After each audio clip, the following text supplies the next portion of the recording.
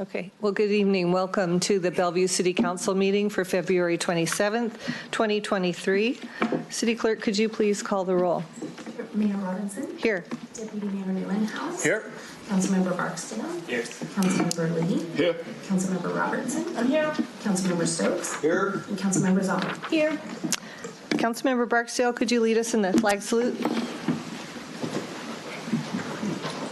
Pledge allegiance To the flag of the United States of America and to the republic for which it stands, one nation, under God, indivisible, with liberty and justice for all.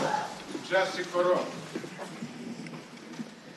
Is there a motion to approve the agenda? I move to approve the agenda. Second. All those in favor say aye. Aye. Aye. Any opposed? Okay. City Clerk, do we have anybody signed up for oral communications?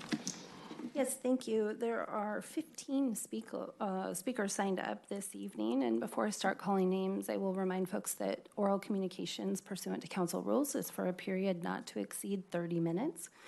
Each speaker will be allowed 3 minutes, and only 3 speakers will be allowed to speak to a particular topic, or one side of a particular topic, excuse me. Also, in addition, in compliance with Washington State public disclosure laws regarding the use of public facilities during elections, no election-related topics may be discussed during oral communications. This includes discussion of ballot measures, endorsement of candidates or political parties, and speaking on behalf of a campaign, including your own. Any speaker who begins discussing topics of this nature may forfeit their time during oral communications. And with that, I'll call our first speaker, who is Kosha Upadhyay, who is joining us here in person. Please come forward. I have to say, I invited you to come today because I got to participate. Go ahead up to the podium there. I got to participate in an event that you put on at the school, and I was so impressed, I thought you should share it with the community. So thank you for coming tonight. Go ahead.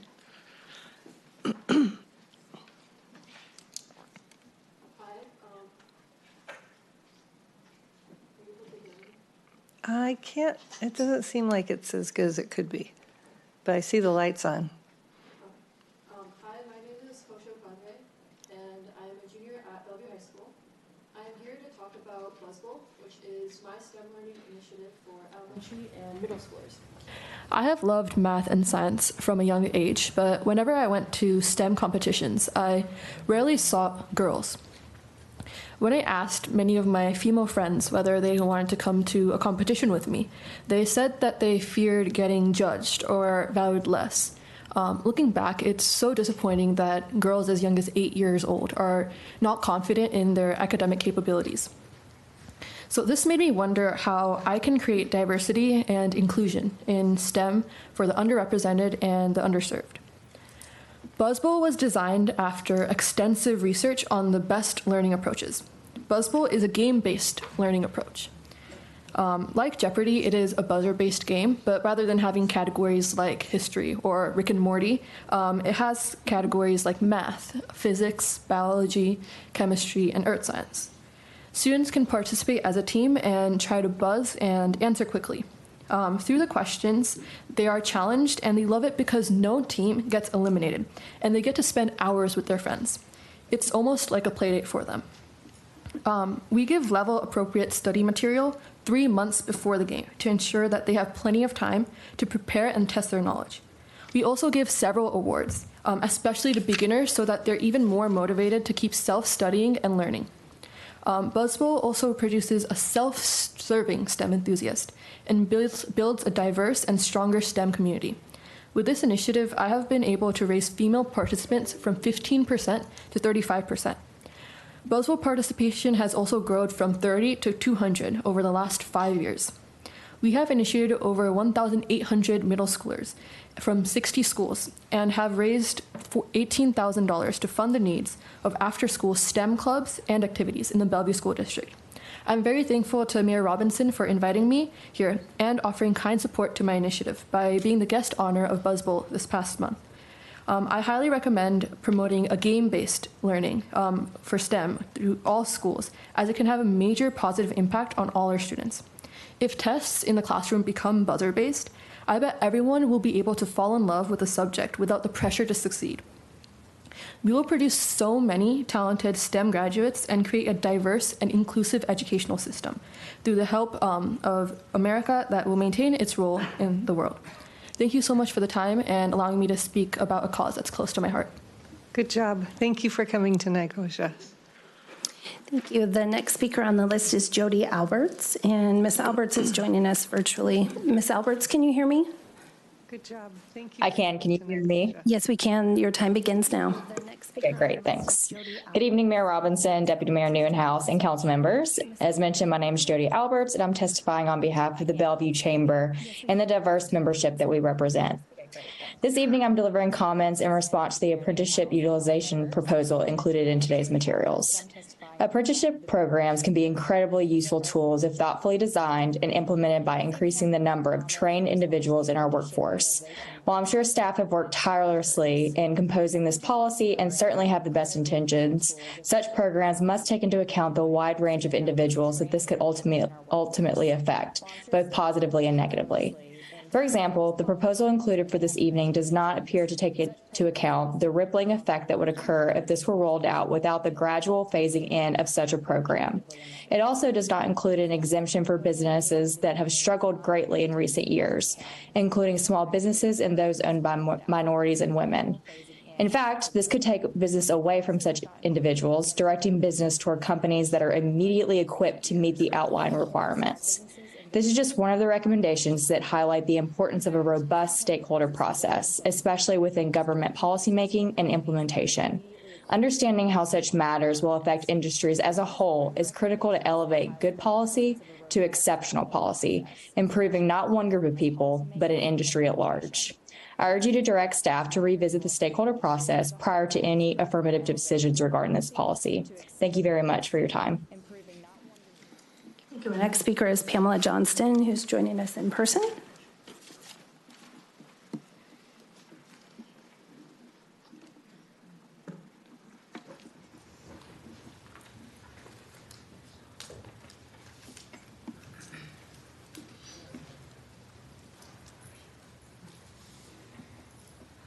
House Bill 1110 for the missing middle housing does not align with the spirit of the Growth Management Act. The legislature should not abandon the foundational values and approach it requested as defined in the roadmap to Washington's future. I would hope that Bellevue would expect that Bellevue is designed by Bellevue, that respect that place matters, that maximum flexibility, adaptation, and innovation plans in our policies, that economic and ecological conditions are very different from city to city, and we pay attention to what's at our city. Account for interdependency and relationship with the people and the land that we live in. Consider all the elements needed to create thriving communities, those that we know best. Focus on creating conditions for collaboration within our community and with others. Cities continue to show interest in addressing their local housing needs. Bellevue has continued to do more and more when it comes to housing. Surely more revenue is needed to address the lack of market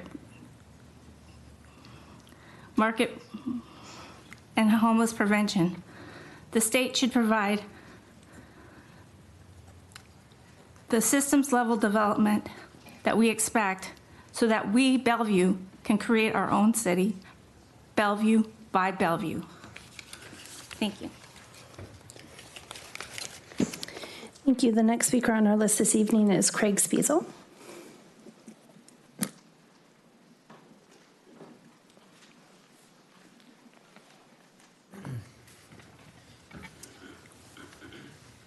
Good evening. My name is Craig Spiesel. I'm speaking tonight regarding House Bill 1110, which is increasing middle housing in areas traditionally dedicated to single-family housing. This bill has evolved significantly over the past week, helping our state address middle housing needs while minimizing the impact to our neighborhoods. Some of these changes are helping to address concerns that have impacted the environment, parking, infrastructure capacity, and development costs. Yet the bill is still problematic with several major deficiencies. I'm here tonight to ask Council to direct staff to engage our state legislators to address the following. Number one, provide cities 1 year to develop comp plans. The bill, as stated, only applies to comp plans completed as of January 1st of this year. It does not appreciate the local planning efforts or the unique needs of cities and the ability for a city to meet and exceed the goals of the bill at possibly a lower cost. I believe cities must be provided 1 year to complete their comp plans, which are substantially similar to the requirements of this bill. Number two, to achieve the goals, I believe the bill must override pre-existing declarations and covenants. This is really important for the social, economic, and economic justice perspectives. The bill must override these conditions. Providing an exemption would unfairly shift density and infrastructure burden to adjacent neighborhoods and less affluent neighborhoods. If not addressed, the bill would also likely spur other neighborhoods to draft similar CCRs prior to the effective date, negating the bill's goals and increasing the impact of the bill on less prosperous communities, neighborhoods. Community parks. Number three, the undefined term was introduced in the substantive bill last Thursday. It is suggested that this be stricken from the bill in its entirety, partially because it varies, the definition varies from city to city across the state, and it may have an adverse impact on cities who want to create, improve, or expand parks due to the risk of triggering the conditions of this bill. Prevention of short-term rentals. I've discussed this issue before. We need to make sure that these housing stocks are not converted to Airbnbs. And the last point that's very important is to address the foreign investment risk of unoccupied housing. We've seen the risk before of foreign investors purchasing housing, driving the prices up, and leaving them unoccupied.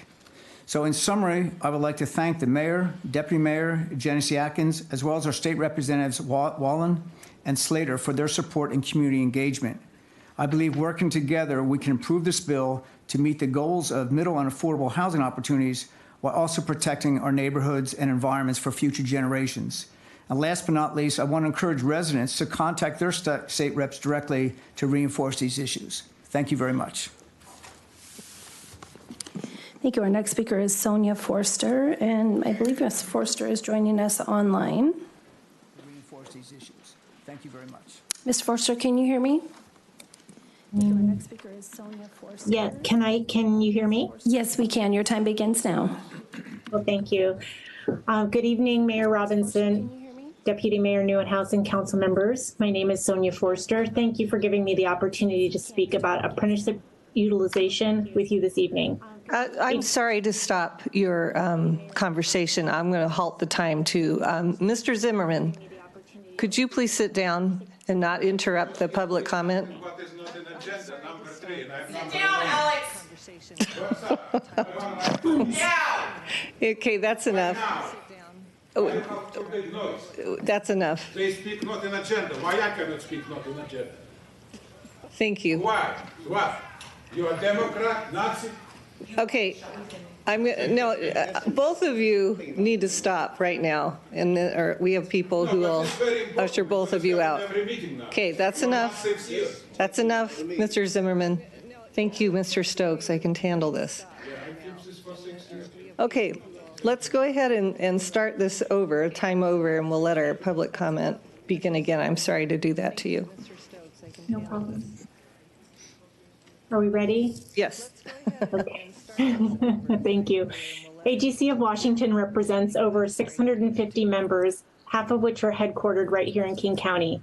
Together, we are inclusive of the state's largest public works contractors, small contractors seeking to increase their capacity, and to date, we have one of the largest memberships of women and minority-owned contractors of any trade association in Washington. For a year and in good faith, AGC has followed the development of apprenticeship utilization policy in the city of Bellevue. Workforce development is AGC's #1 priority, and without a doubt, we are the constituency with the most to gain from attracting and retaining more people to work in construction. Over the last 12 months, we have asked to have a seat at the table to collaboratively develop a policy that is effective for community members it is being established to help. A policy that's the right fit for Bellevue. a policy that does not discriminate against any group or type of business. And lastly, a good apprenticeship policy that considers the current state of our workforce, so Bellevue does not experience an outsized financial burden from unknowingly creating a policy that is unfair to employers of all sizes. After 12 months of appeals to be involved in a stakeholder process, unfortunately, we are still no closer to being able to share our unique solutions and do not feel like true partners in the effort. The proposal being introduced by staff tonight shares some elements with an apprenticeship bill introduced in Olympia this year. Similarly, there was no stakeholder process for the Olympia bill. It ended up unable to move forward because of these types of controversial elements and is considered dead. The good news is it's not too late. There is an opportunity to begin a stakeholder process that can truly benefit apprenticeship policy, benefit the city of Bellevue, and benefit our future workforce. One that takes all interests into account and will ensure a reasonable and responsible outcome. We ask council ensure tonight's meeting is the beginning of this important dialogue with the entire community. AGC of Washington is very much looking forward to participating and to working with you. Thank you for your consideration. Thank you. The next speaker on our list is Christopher Randalls, who is joining us virtually. Mr. Randalls, can you hear me? Yes, I can. Can you hear me? Yes, your time begins now. Excellent. Good evening, Mayor Robinson, council members, and staff. Chris Randalls testifying on behalf of Complete Streets Bellevue to express our appreciation for tonight's presentation and discussion around East Side Transit projects. We'd like to first welcome Sound Transit CEO Julie Tim and thank her for her transparent leadership. A few months ago, I personally had the privilege of attending a BDA function where I heard her speak about her philosophy of getting to yes while managing expectations in a straightforward and transparent manner. And I think this is really most evident in discussions around the East Side Starter Line, which our organization fully supports. Because here's an example of challenges emerging in an enormous public works project, but agency leaders and government officials are reacting to a less than ideal situation with nimbleness and creativity to still be able to deliver light rail services to our East Side communities as soon as possible. And our city residents definitely are absolutely excited for light rail's arrival. We've been conducting outreach at Bellevue Transit Center and the Overlake neighborhood with Move Redmond, and the opening of an East Side Starter Line would absolutely make a difference in the lives of workers, students, and everyday families looking to get around our region. We appreciate Mayor Robinson's and the City of Bellevue's support of an East Side Starter Line, and we'll be closely following discussions around this issue as they continue throughout this year. As staff have alluded to in tonight's meeting materials, making sure that members of our community have easy access to transit will be crucial in ensuring the network's overall utility. The East Link Connections project represents a comprehensive and effective restructuring of the East Side's bus network to achieve this goal, and we again appreciate Mayor Robinson's and the city's support of the proposal. Beyond this work undertaken by regional agencies, there is additional work that the city can do to ensure the system will work well for everyone. Our organization encourages the city to continue to build out its network of protected bicycle infrastructure beyond the station's immediate walksheds, as these investments could provide helpful connections into parts of East and South Bellevue that are currently disconnected from light rail stations. Additionally, transit works best when there's plenty of people around to use it, and it's well known that Bellevue currently lacks sufficient housing supply to meet demand. We applaud the work that the city's been doing around increasing housing capacity near station areas, and we thank council members for saying in a recent housing discussion that the state should support policies that greatly improve density around frequent transit areas. Our organization would therefore urge the city's formal support of Senate Bill 5466, which would provide Bellevue with substantial housing capacity in the areas that are best served by existing and soon-to-come mobility resources. This will help ensure that as many people as possible are able to benefit from the proactive transportation decisions that this body and others around our region have made. Again, just closing out, want to thank council members for their time, and again, give a hearty welcome to Director Tim. Thank you very much. Thank you. The next speaker on the list is Betsy Hummer.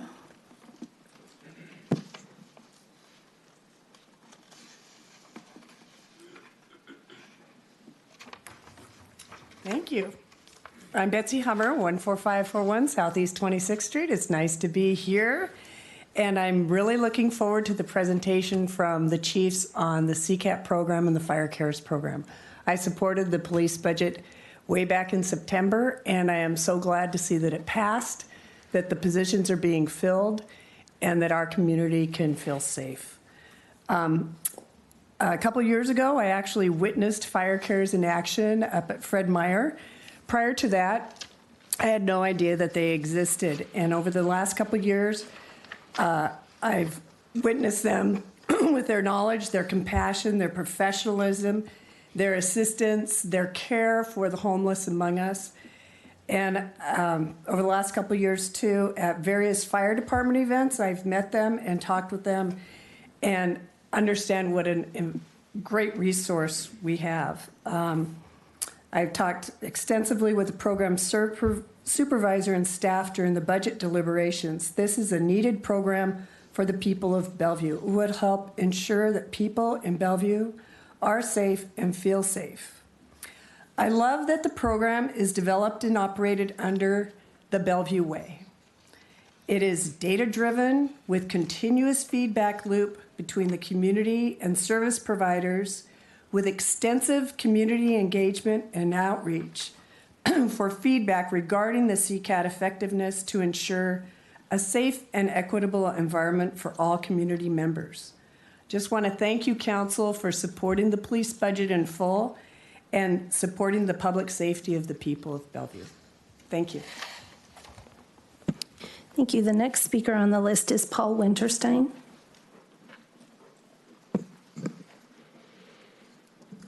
Thank you.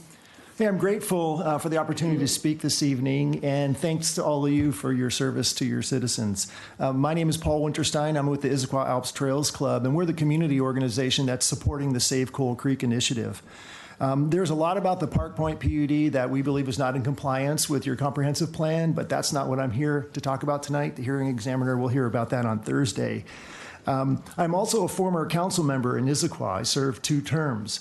And back in 2018, we went through a public land acquisition. It was known as the Bergsma property. And there are many elements of that situation that are very similar to the Isola property and the Park Point PUD. It was private land that was going through the permitting process. It was also adjacent to city parkland and to county parkland, very similar. But until I went through the entire kind of purchase process, I really didn't know what to expect or how it might unfold. And I thought my story might be enlightening for all of you. First of all, the community was speaking very loud. I knew that it was something that they wanted. So at one time, we had an executive session, and at that time, the council then directed staff to actually look into this. And at that time, we made no commitments. We made no commitments at all. And frankly, it felt like a long shot to me. I respected the property owner's rights, and we needed the housing as well. Plus, it was really expensive. So looking back, the right thing happened at that moment. The mayor, we have a strong mayor there, different government form, appointed a staff person to look into this. So I knew that we had a point person that was going to be looking through all the options and was going to be running this program. That was very important to me. They real quickly got the Trust for Public Land, TPL, involved, and that turned out to be very key because that's an organization that would negotiate with a potential seller. They also could provide a bridge loan. So if we put some money up front and where it's going to come, some more come later, that loan would help us get to that point. So also at the same time, staff was investigating many other potential funding sources, both from the state and the county. It was really clear, too, if those sources would actually come in, this is something that I thought, maybe it actually could happen.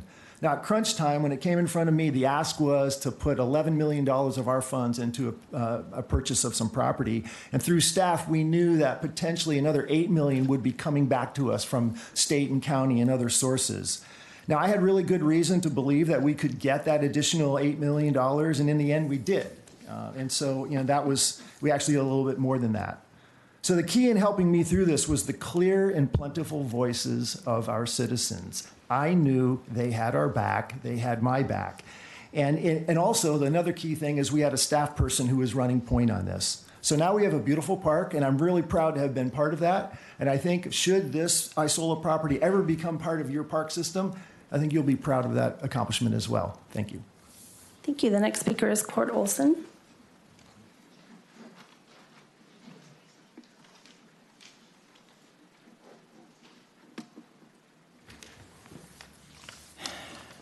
Good evening, Mayor Robinson, other council members, Deputy Mayor Newenhouse, and City Manager Brad. Good to see you all. I'm here tonight just to deliver a positive message from the leadership group at our People for Climate Action Bellevue team. Today, February 27th, is a milestone date for Bellevue. It marks the closing date for applications for 5 new sustainability staff positions in the city. Once these positions are filled, there will be a total of 7 city staff members focused on sustainability work, which includes the work of cutting greenhouse gas emissions. People for Climate Action, Bellevue members, and no doubt others are excited to see this staffing increase.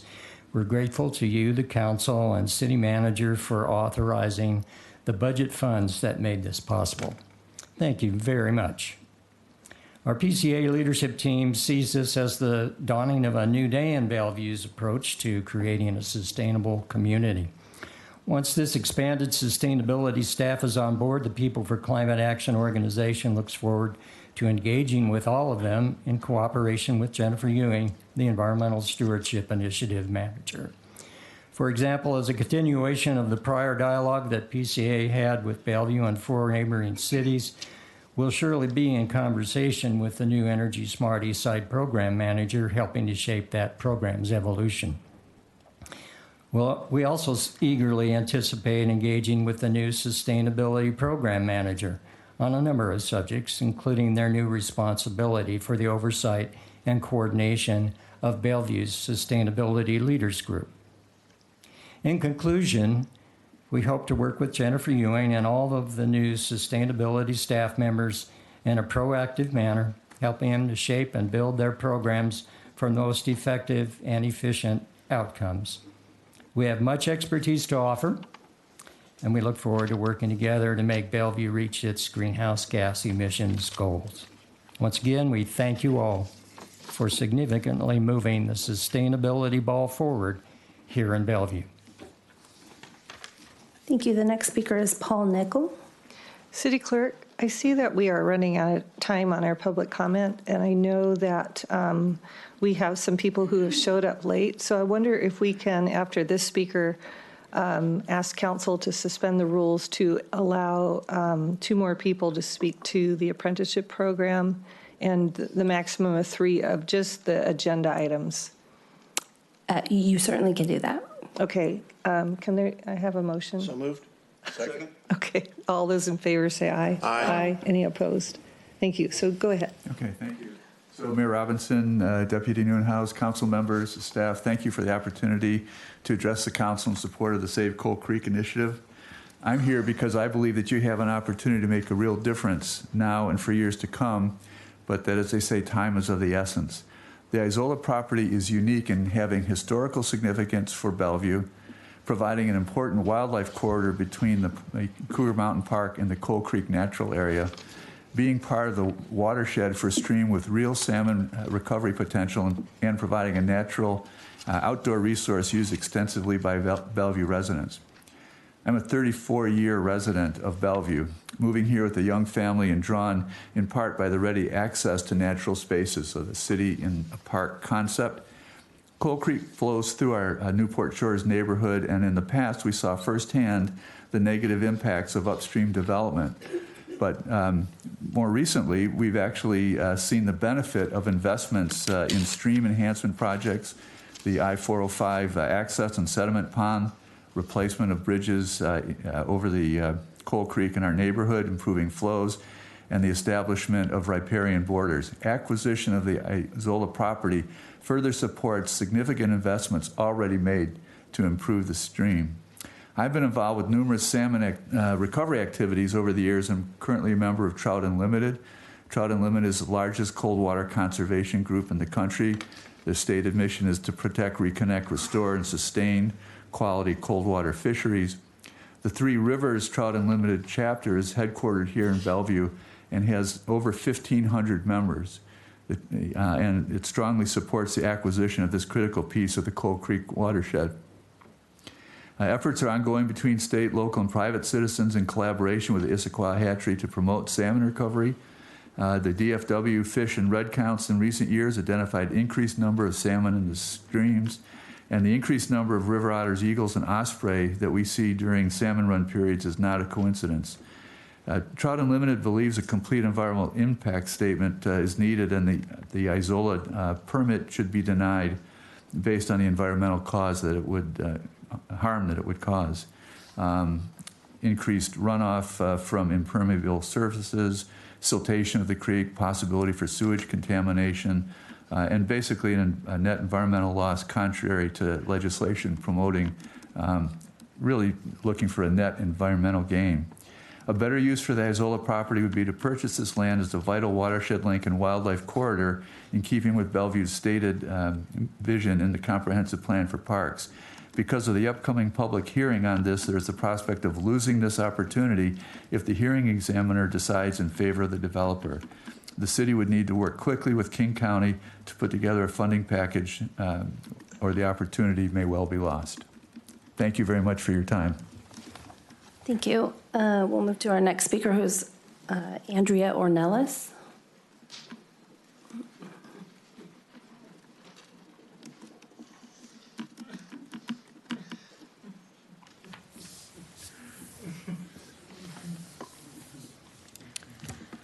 Thank you all for the work that has been done thus far, and hope that all the hard work leads to the implementation of apprenticeship utilization on public projects. The development of this program is beyond one of the greatest workforce development tools I've been able to experience, and I say this as a mother of 5 children, that this program has dramatically changed the course of our lives and could do so for many others. I was on the brink of losing my apartment before I graduated a new pre-apprenticeship program and became an apprentice laborer. Through working on public works projects requiring apprenticeships, I was able to learn and become a skilled laborer. I have had the opportunity to be promoted and become a forewoman. I have had the opportunity to mentor youth and others that do not know what career pathway they would like to take. I have had the opportunity to purchase a home and pay for the child care without government assistance. I now have the opportunity to teach my children that if you decide college is not the path for you, there is another path you can take that does not require working 2 jobs. It's a skilled trade and a career with great benefits and endless opportunities. Because of apprenticeship utilization, this is more possible. I highly urge the implementation of apprenticeship utilization for the community being left behind. Thank you. Thank you for your testimony. So that's 3 for, out of 3 for the apprenticeship program. That's okay. She signed up. Okay, go on, City Clerk. The next speaker on the list is Lynn Cameron.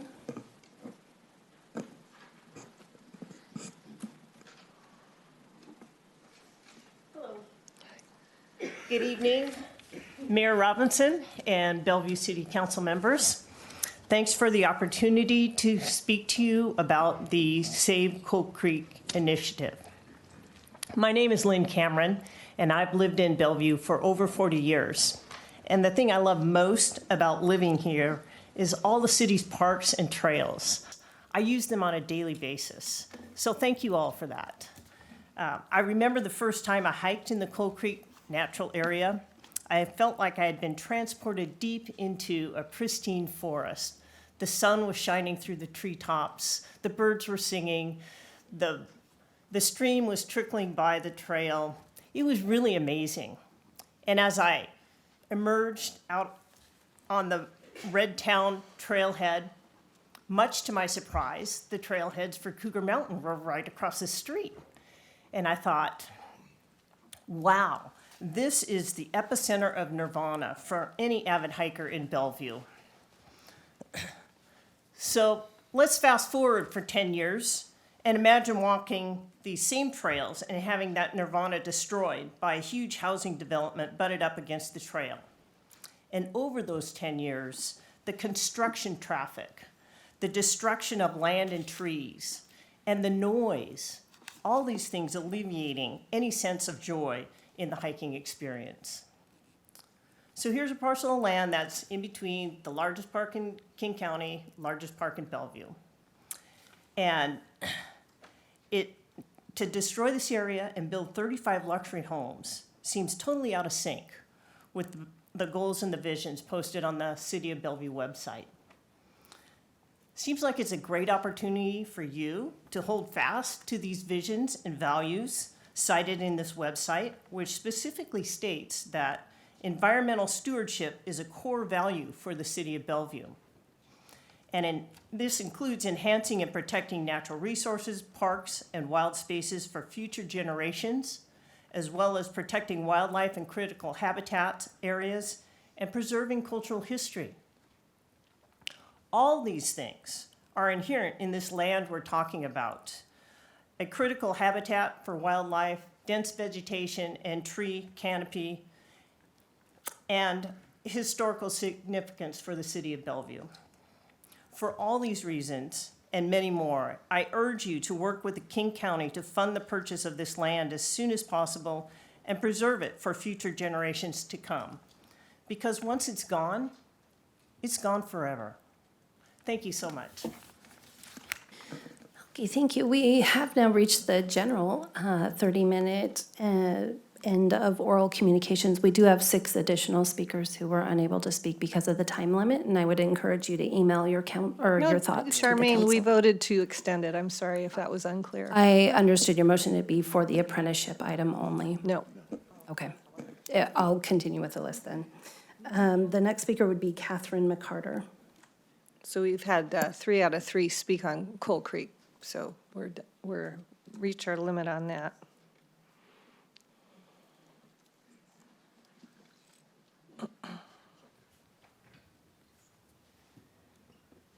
Good evening.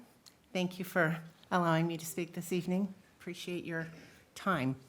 I was hoping I would be the last one on this topic to speak, but here I am.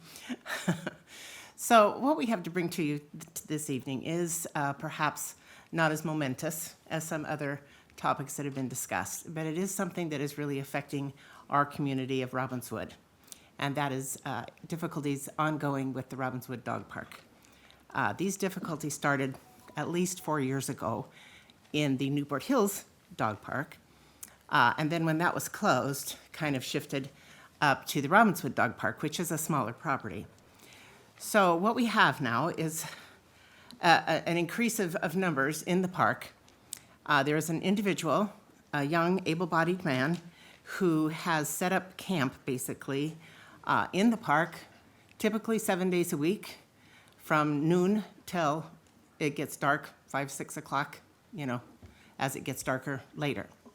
He's there at the table, the one and only table in the park, and if he gets irritated with someone for whatever reason, or someone's dog or whatever, he will go on verbal tirades, accosting the people in the park.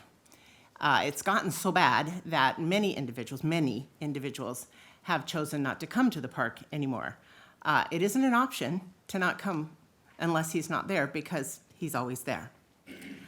We have tried to work with this individual. We have tried to work with the Bellevue Police Department. We've tried to work with the Parks Department to try to mitigate this situation and basically just be able to go and enjoy. This is an important part of the community, being able to go and enjoy this time with their dog.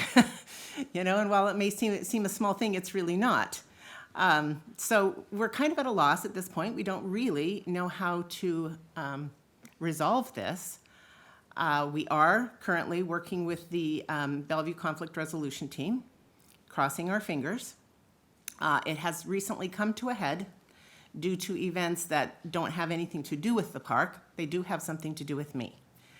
For reasons I won't go into tonight, I've got to hurry. But he has renewed his enmity towards me, including spreading lies and slander all through the park to anybody he can who will listen, and attacking any known individual with known association to myself. So the other 2 speakers can kind of give you a little more of an insight into how that's affecting them. But we do ask, please, for your support to help us end this hostile environment in a place that should be able to be enjoyed by everyone. Thank you. Thank you. Thank you. The next speaker is Justin Hanlon. City Manager, I hope that you can follow up with her. Yes, Council. Okay. We have been looking into this. All right, thank you. Mr. Hanlon is joining us virtually. Mr. Hanlon, can you hear me? All right, thank you. Mr. Hanlon is joining us virtually. Mr. Hanlon, can you hear me? Mr. Hanlon, can you hear me? Yes, I can hear you. Can you hear me? Yes, thank you. Your time begins now. Thank you. Good evening. My name is Justin Hanlon. I've lived here in Bellevue for the last 25 years. This is where I moved to. This was my last station when I was in the Coast Guard and retired from the Coast Guard. And just like previous speaker, I'm here to be asked that something be done concerning this homeless individual. He spends the majority of the day, 7 days a week, at the Robinwoods off-leash dog park. He verbally accosts folks, like she said. I've been witness to him doing it to several people. And that came to a head a couple of weeks ago when I asked him to discipline his dog, and he accused me of harassment, started to verbally harass me. And then when I told him to let it go, to drop it, I'm just here to let my dog be at the park, he called the police on me. Police came, talked to him, told him that told both of us nobody broke any laws, left. The moment they walked out the gate, he started in on me again. I walked over to him and said, look, man, I don't want any problems with you. Knock it off. Just let it go. And he called police on me. I have an SCSI clearance through my job. I cannot be talking to the police. I can put that clearance in jeopardy. So at that time, before the police arrived, I left. I came back again, simply for walking through the gate. He called the police on me and accused me of harassment. Basically, he is, he's ruling that dog park with an iron fist. He's using the Bellevue Police Department as a private security force at this point. And when I addressed it with a police officer, why can't something be done? Isn't calling the police for frivolous reasons a crime? They told me, they suggested I take it up conflict resolution for mediation. I work full time. I don't have the time to do this, and I really don't have a desire to do it. It's not really fair because now I have to go to other cities, Mercer Island, Sammamish Plateau, to use their dog parks. I live 5 minutes from Robbinswood. My property taxes pay for that park. I'm just asking that the city council and police begin enforcing municipal code 3.43320, expulsion from a city park on this individual. That's all I have. Thank you. Thank you. The next speaker on the list is Ashley Salazar.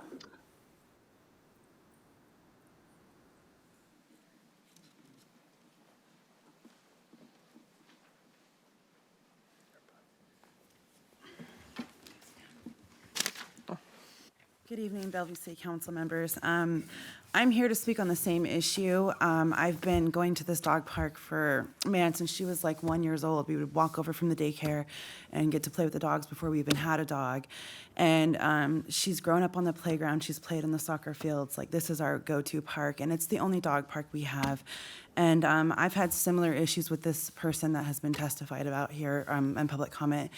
And I have been verbally harassed, and I've been called a fat bee. I've been called the C word, and just for simple things like your dog's pooping, like a friendly, hey, your dog's pooping, you didn't see it, which is such a normal thing that you hear in the dog park.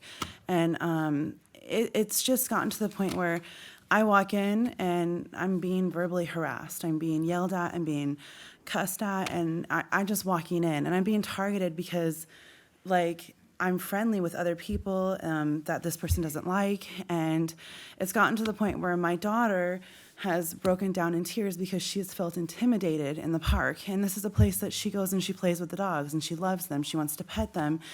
And it's a really hostile environment. And this is a place where I'm a dog walker, and I have dogs that won't poop on a leash. And so the safest option is to go to the park and let them do their business. And I come in, I come out, and I'm being filmed. I've seen this person hide behind trees filming me. He calls the cops on me, trying to get me kicked out. And I just want peace to be restored in this park. This is our only dog park in Bellevue. So I'm asking you to please support us on this issue. Thank you for your testimony. Thank you both for coming down. That's 3 out of 3 on the dog park. You picked a good night to talk to the police because they're right here in their second row, so message received.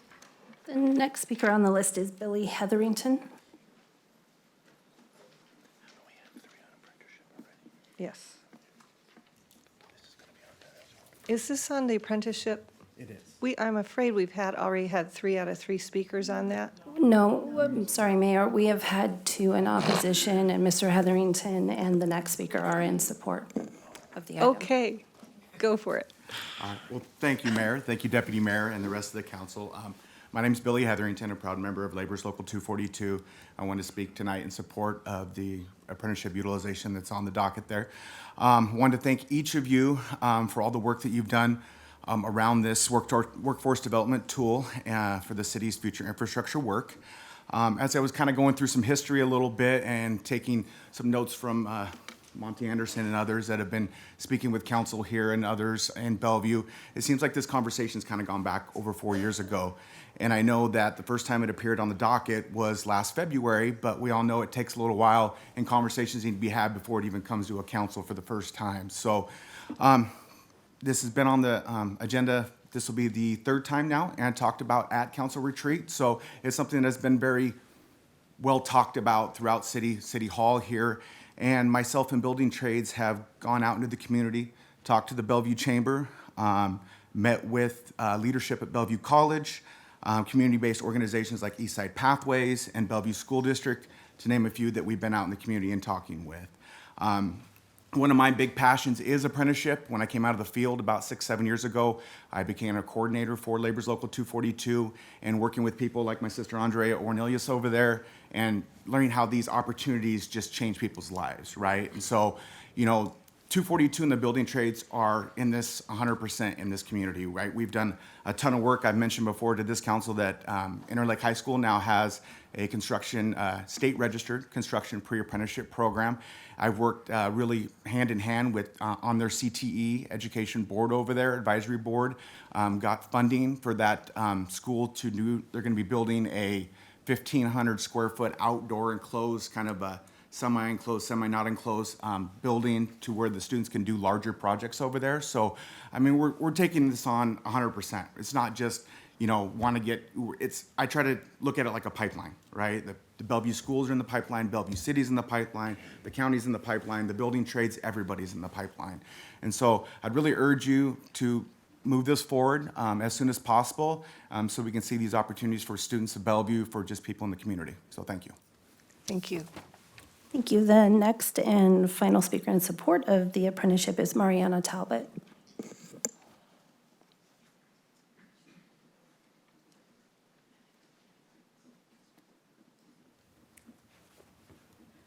I have to adjust this microphone a little bit, and I apologize, my voice is gone. Good evening, and thank you, City Council, for allowing me the opportunity to speak in support of the ordinance for the apprenticeship utilization. My name is Mariana Talbot. I am the Pre-Apprenticeship Outreach and Retention Coordinator for the Northwest Carpenters Institute. I've been with the organization for 12 years, an active member of Local 196, which is the Pile Drivers and Divers. So single-handedly, I work quite actively with our high schools. I work with our pre-apprenticeship programs and other labor trades. We were one of the very first crafts to work with Interlake High School, help them to bring curriculum into their construction program, as well as help them to become state recognized. I have been able to work with Seattle Public Schools, Highline School District, as well as federally public schools, and helping them to come up with language very similar to what we're talking about today. It's really important because when we have apprenticeship utilization, we're bringing opportunities for folks coming straight from high schools into the trades where they're making $30.86 an hour, plus they're getting full medical, dental, vision, a pension. They're coming in, they're making livable wages.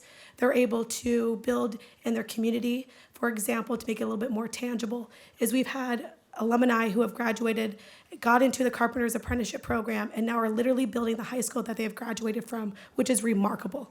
They're able to build iconic projects like the Sound Transit projects, the work within the city of Seattle, King County, And they're able, because of the same type of language where there's apprenticeship utilization requirements, we're able to place them onto a job. We're able to see them come into the apprenticeship program and to see them journey out where they'll be making well over $60 an hour plus full benefits.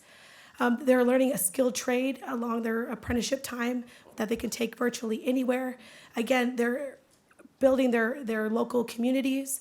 They're also helping, because of this language, helping to bring revenue into the community by having them, build their high schools, build their middle schools, build maybe their corner stores or small businesses. So it's also helping the local small businesses and their local community as well, right? It's bringing that revenue into their community. So I'm really hoping that the city council does, support the ordinance of the apprenticeship utilization language, because I can tell you firsthand, I've seen it be very successful.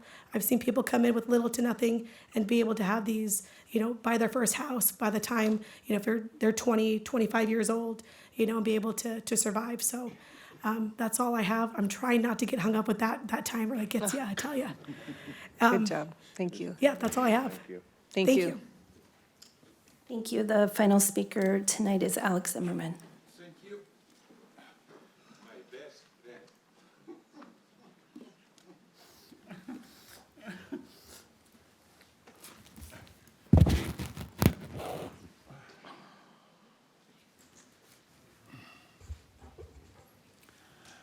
Sie heil my best friend, them Nazi fascist. My name Alex Zimmerman.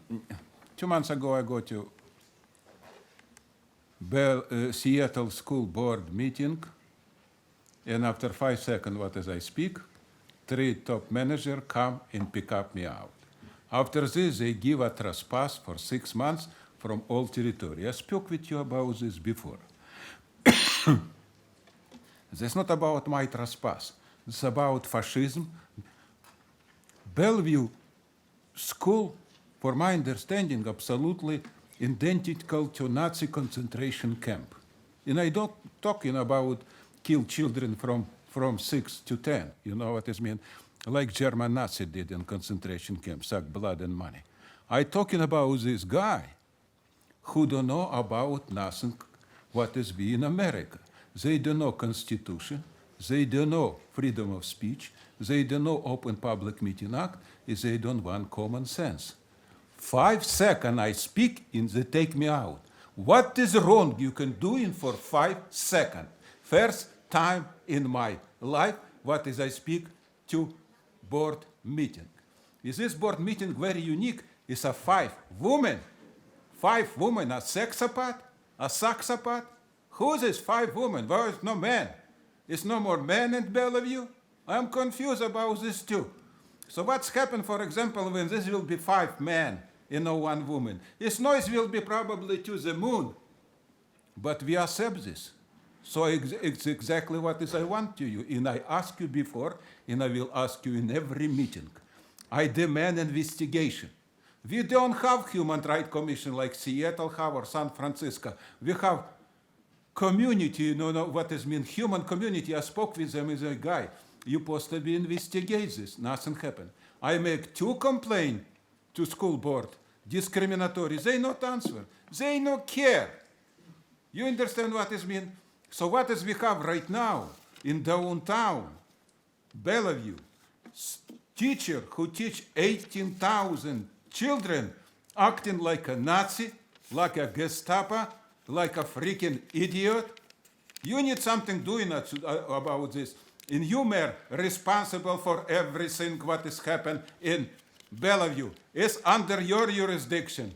I demand investigation. I have simple question. How is this possible? What is this teacher will be teach us children when they don't give me chance speak more than for 5 seconds? And I told you before, and I will tell you again, it's your responsibility, all 7 crooks like you. This are Nazi. End of oral communications this evening. Mayor, I'll turn it back to you. Okay. So we have in our packet a report from the city manager. Mr. Miyake, did you want to speak to it at all? Just want to mention it is a written report. It is the fourth quarter economic development report. It is, there's no presentation plan tonight, but please feel free to reach out to Michael Cotterman as well as Jesse Canedo, both from our community development department, if you have questions. Thank you. I did read it. Very interesting, and I did send in a comment, so I welcome everybody to do that as well. Next is a very important part of business, if I haven't skipped anything. Somebody's going to miss a meeting. I threatened to miss a meeting a couple of weeks ago, and I didn't, but this is for real.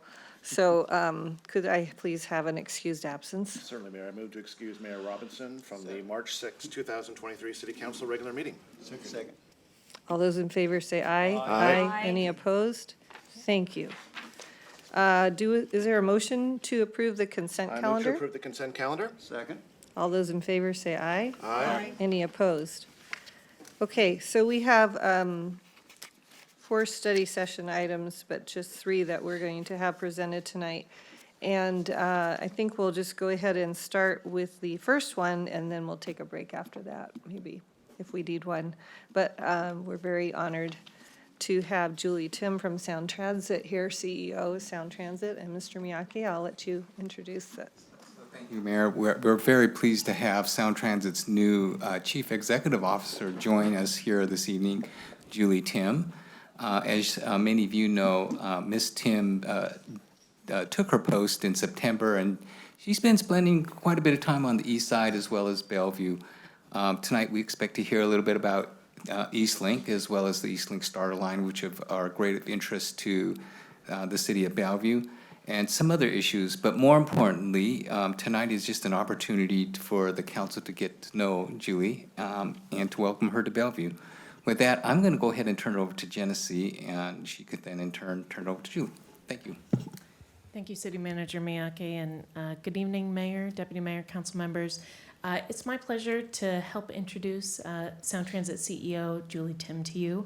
It has been only, 5 months, I think, since CEO Tim took the helm at Sound Transit, and she's been fast at work. Before she was here in the Puget Sound, she was in Virginia and Tennessee with leadership posts at other transit agencies. She brings a wealth of experience in Title VI, in innovations in fare policy, and in ridership growth. So we're really excited to have her here in the Puget Sound to help us embrace and take on a lot of challenges we have. And as you know, she's already hit the ground running and has spent a lot of time on the east side. You've already met her at some community events before tonight. And I know she is really excited to begin this beautiful relationship with us. Our staffs are already working more and more closely together, which we're very excited about. And I know she is going to give you some key updates on Eastlink, the Starter Line, and Sound Transit BRT on I-405. So without further ado, I will take a slightly cheaper seat and turn you over to Julie Tim. Thank you. Welcome, Thank you Julie. so much.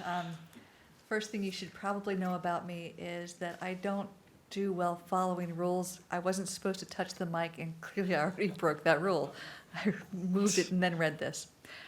Thank you so much for inviting me here today.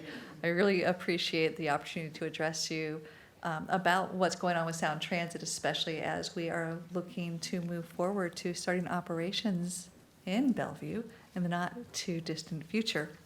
My first experience with Bellevue was honestly before I started working at Sound Transit. My son was in town. I was using transit to go everywhere. It was a week without driving, and when he came here as 18, we decided that we needed to go to Williams-Sonoma. The one to come to was obviously Bellevue. So we took the 550 bus across the I-90 to get out here, and it was a great experience. And as we were driving out, we looked over and saw all the traffic going back to Seattle stopped on I-90. Turns out that was the same weekend that they closed I-90. I have learned since then to follow Twitter, use Twitter, follow the social media, and to be aware of what's going on with the mobility system. But we had a great visit to Bellevue. It was my son's first visit, my first visit. We loved it, and have made many trips back here for multiple reasons, personal and professional. And I just appreciate the warmth of this city. I did attend the Bellevue Downtown Association dinner just across the street, I guess 2 weeks ago. Time flies. And the keynote speaker, I was watching that very intently because the idea about doing hyper-local placemaking is something that I think aligns very well with what Sound Transit needs to lean into in the future. And it is probably representative of a lot of the partnerships we're also looking at with TOD investment in this region, but also some of the plaza activation, the station activation that we need to do across our entire system. And I did talk with my team here as we walked out and said, you're now charged with finding ways to do hyper-local activation of our stations, and Bellevue is one of those places I'd love to see us start that activation. Before we can do that, we need the starter line. So the starter line is many of the things I'm going to talk about today, I believe you are probably more familiar with, more intimately familiar with than I am, having been here for 5 months. You have been living and breathing these decisions for years and living the construction. So I understand how disappointing it was when we recently announced that we would have to delay the opening of Eastlink because of our construction issues, which are numerous, some inside our control and some outside, but regardless, it has an impact on how we're connecting across the region, especially here. So when Claudia Balducci and with others made comments and suggestions about how to look at opening an East Link starter line, that was, I think, just before I got here. And when I first got here, they said, can we do this? I said, why not? Sure, let's start with yes, and then work from there. And the project team has been very actively working to understand what are the risk factors that would prevent us from opening an Eastlink starter, which would be approximately, and I have the notes here. If you hadn't noticed, I also hate to speak from my notes. It's a 7 miles or from 8 of 10 Eastlink stations between South Bellevue and Redmond Technology. And while it doesn't say here exactly, I believe it's approximately 7 miles in length. I remembered. So that 7 miles is not connected to the rest of the system, as you know, but it has the benefit of the OMF East, Operations Maintenance Facility East, with all the development around all the stations. Having that station here is the critical factor that is going to allow us to even consider this possibility. Having that foresight of putting it on this side of the water rather than the other is the reason why we can actually investigate having a starter line. But the risks that between now and there are still very real. We have to make sure that we can hire the staff necessary to operate the system. We have to make sure we can hire the staff necessary to maintain the system. King County Metro is a key partner with us in making sure that we meet the benchmarks necessary so that we can possibly meet that opening target of spring 2024. We also have what's called PIMS, the Passenger Information Management System. It's an item that we've been working on for several years that will launch across the system, but it is critical for us to be able to open a starter line here on the east side. It is a critical path. It is moving forward, but it is one of those risk items we're watching closely. We're also looking at some risk factors with what's called SCADA. And if you're going to ask me what that means, I can't tell you. It's the way we talk to our trains, from the dispatch to the trains. And that's an item that we are looking at as critical path. We are progressing and we're managing it, but we have to make sure we hit all of our milestones so that our operations center can talk to the trains, critically important. We also have an issue where we're trying to manage the vehicles. We have vehicle testing that's happening. Since we can't get across the water with the vehicles, we have to test them on the west side. Being from the East Coast, and the water on the East Coast is to the east, so I kind of switch with the water here, so I'm constantly having to reframe. Okay, so we go over to the west side, which is closer to the ocean, which is where our OMF Central is, and that's where we have to test a lot of the vehicles. We have to be able to transfer them, port them back and forth. So we have the vehicles here, and we have some of our first generation vehicles that are here and ready to use. You've seen some of the testing on it, but still make sure we have enough vehicles getting them across the water when the bridge structure isn't ready is one of those risk factors we're managing. Another one of the risk factors we're managing is what's called our link control center, that we have to have a consolidated control center with in the OMF Central that is able to operate and that has some needs for some high-vac units. Again, that's critical path. I believe we have the contracts in order to do that. The reason I bring all these up is to say that it's not a done deal. It is not a foregone conclusion that we will have an Eastlink starter, but we've identified the risks and we are managing to them. And so far, we're managing successfully, and I remain optimistic that we will remain on target for the board to make a final decision in the fall timeframe to move forward with a Eastlink starter. So I don't want to give you a all rosy picture, but I will tell you it is still looking positive and optimistic, and I'm pretty excited for it because it means a hard pivot from what we were originally looking at. And when I look at all of the TOD, Luke, Mr. Lamont, did I say your last name right? I don't think I've ever said Luke's last name. Gave me I think my third or fourth tour of the system before this, and looking at all the TOD development, the Overlake overpass, the pedestrian bridge, the connectivity to Redmond, where we're going with the station development, the TOD development. Again, it's an incredibly exciting opportunity to lean into the partnerships that have really taken hold in Bellevue around our Eastlink, not just the starter line, but also around the different stations where we're seeing development not only grow now, not only what it's been growing, but see the opportunities for growth in affordable housing and TOD around all of those stations is truly inspiring and should be an example of where we can go when we have the vision and we all come together around that vision. So I want to thank you all for that partnership. I know that it hasn't always been easy to get here, but we are getting close to that finish line, and I want to thank you for that. So I have a lot more that I can talk about with the starter line and about Eastlink. But I was just talk specifically about some of the challenges we do have right now with Eastlink. Those are the items over I-90. I believe that you may have heard about many of the issues we're having, specifically with what are called plinths. Those are long concrete blocks that have rebar in them that the rail sits on top of. And those are in the process of being reconstructed. They had to be demolished and reconstructed. And we have approximately 75% of them have been demolished. And we have a new section where we looked at the new design, and John is here that can talk about it in more detail if you want some technical information. But the non-technical is that we have an area where they put in some test plinths.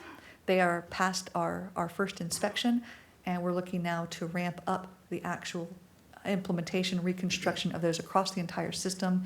Once we see how quickly those are constructed, we'll understand what our opening date will likely be for the full Eastlink to connect the system across Lake Washington. So we're still managing that risk, but it is looking positive that we do have a solution. That solution is in the acceptance phase, and that means that we can launch a larger scale, faster construction. They're working close to 24/7. I don't know if you've gone across the water, across I-90 and watched, but there's different phases where you'll see lights and workers nearly every day of the week, all hours. Stride BRT, you were promised a little bit of an update about that, and we have the team here as well to talk about that. Bernard is been leading our efforts on Stride BRT. That is projected to go into service in the 2027 to 2028 timeframe. I know that's a delay from when it was originally talked about in ST3, and with a realignment having to shift priorities, that's later than was originally expected. However, it is moving forward in 3 different phases. We have contracts underway with WashDOT. We have designs progressing. We have final property acquisitions underway, and those projects are progressing quite well, considering that nothing is easy when you go through built environments and have to disrupt the way people live and how they live to create our future. These are generational investments. BRT is one of those, light rail is another. And so we know that they don't come without disruption and pain, but for the long term, next 50 to 100 years, these are investments that will connect our communities and connect our peoples very equitably with service to all the resources that many of us get to enjoy without the use of transit.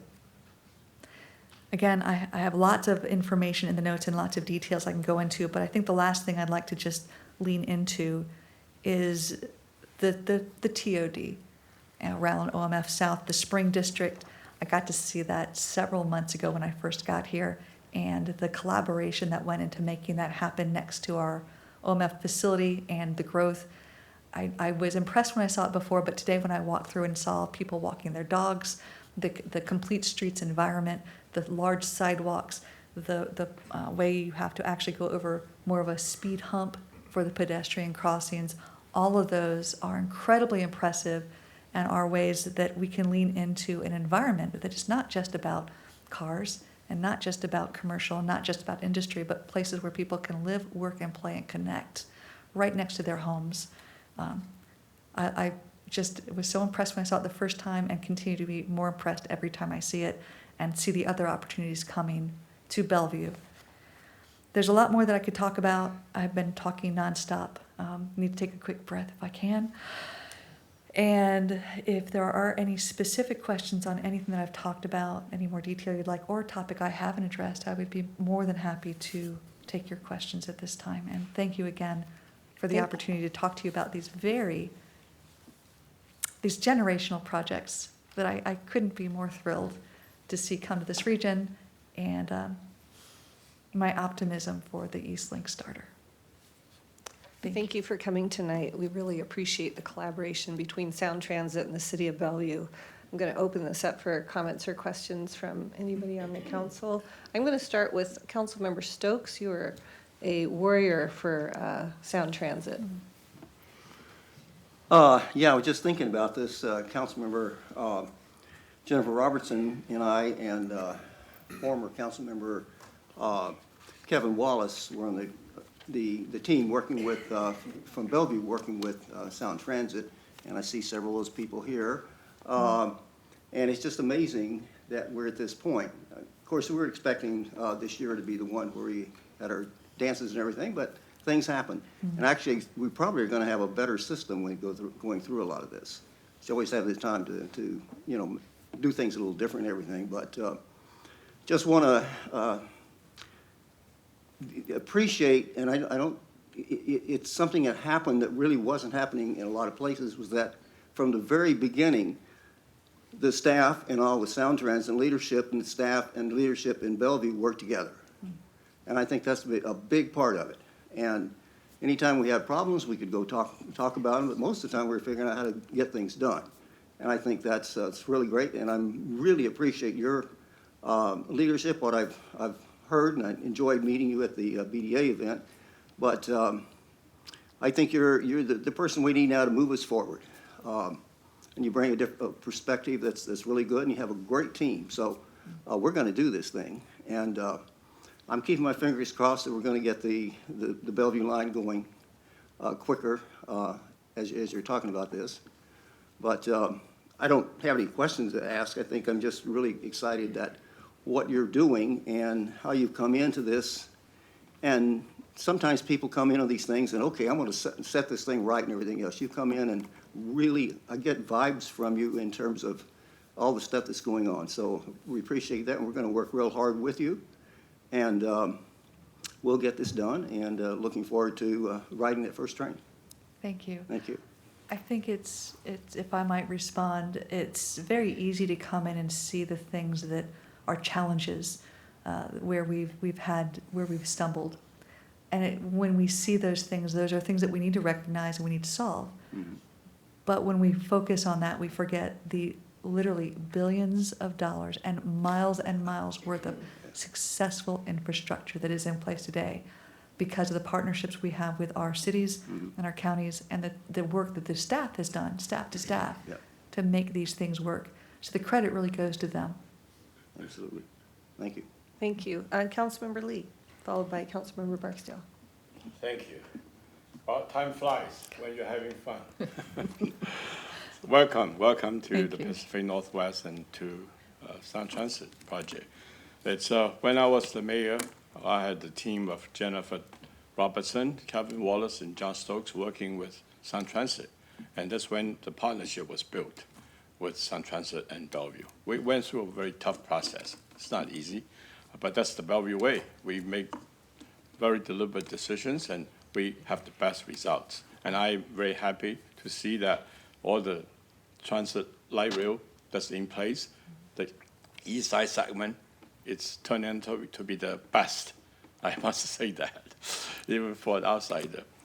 So anyway, and I agree with Councilmember Stokes that to me, I feel the vibe that you are a fresh breath of fresh air. Your attitude of do it, why not, and try to make it work. So thank you. And I think we can look forward to some real good progress in the future. I have two questions for you. Yes, sir. One is from the staff, and which is the easy one, and there's a hard one from me.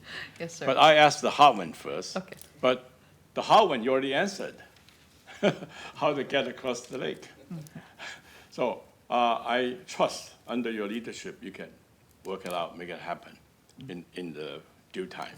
But I would like to know a little bit more about it, if your staff can share with me separately, not now, another time, because that is very obviously critical piece, of connecting.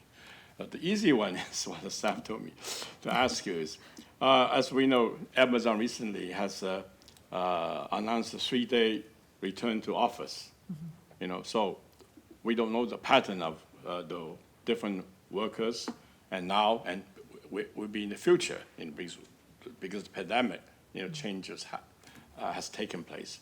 So how does Sound Transit help to create a lifelong transit experience despite a lot of unknowns? So how do you do your planning so that we're going to have the right,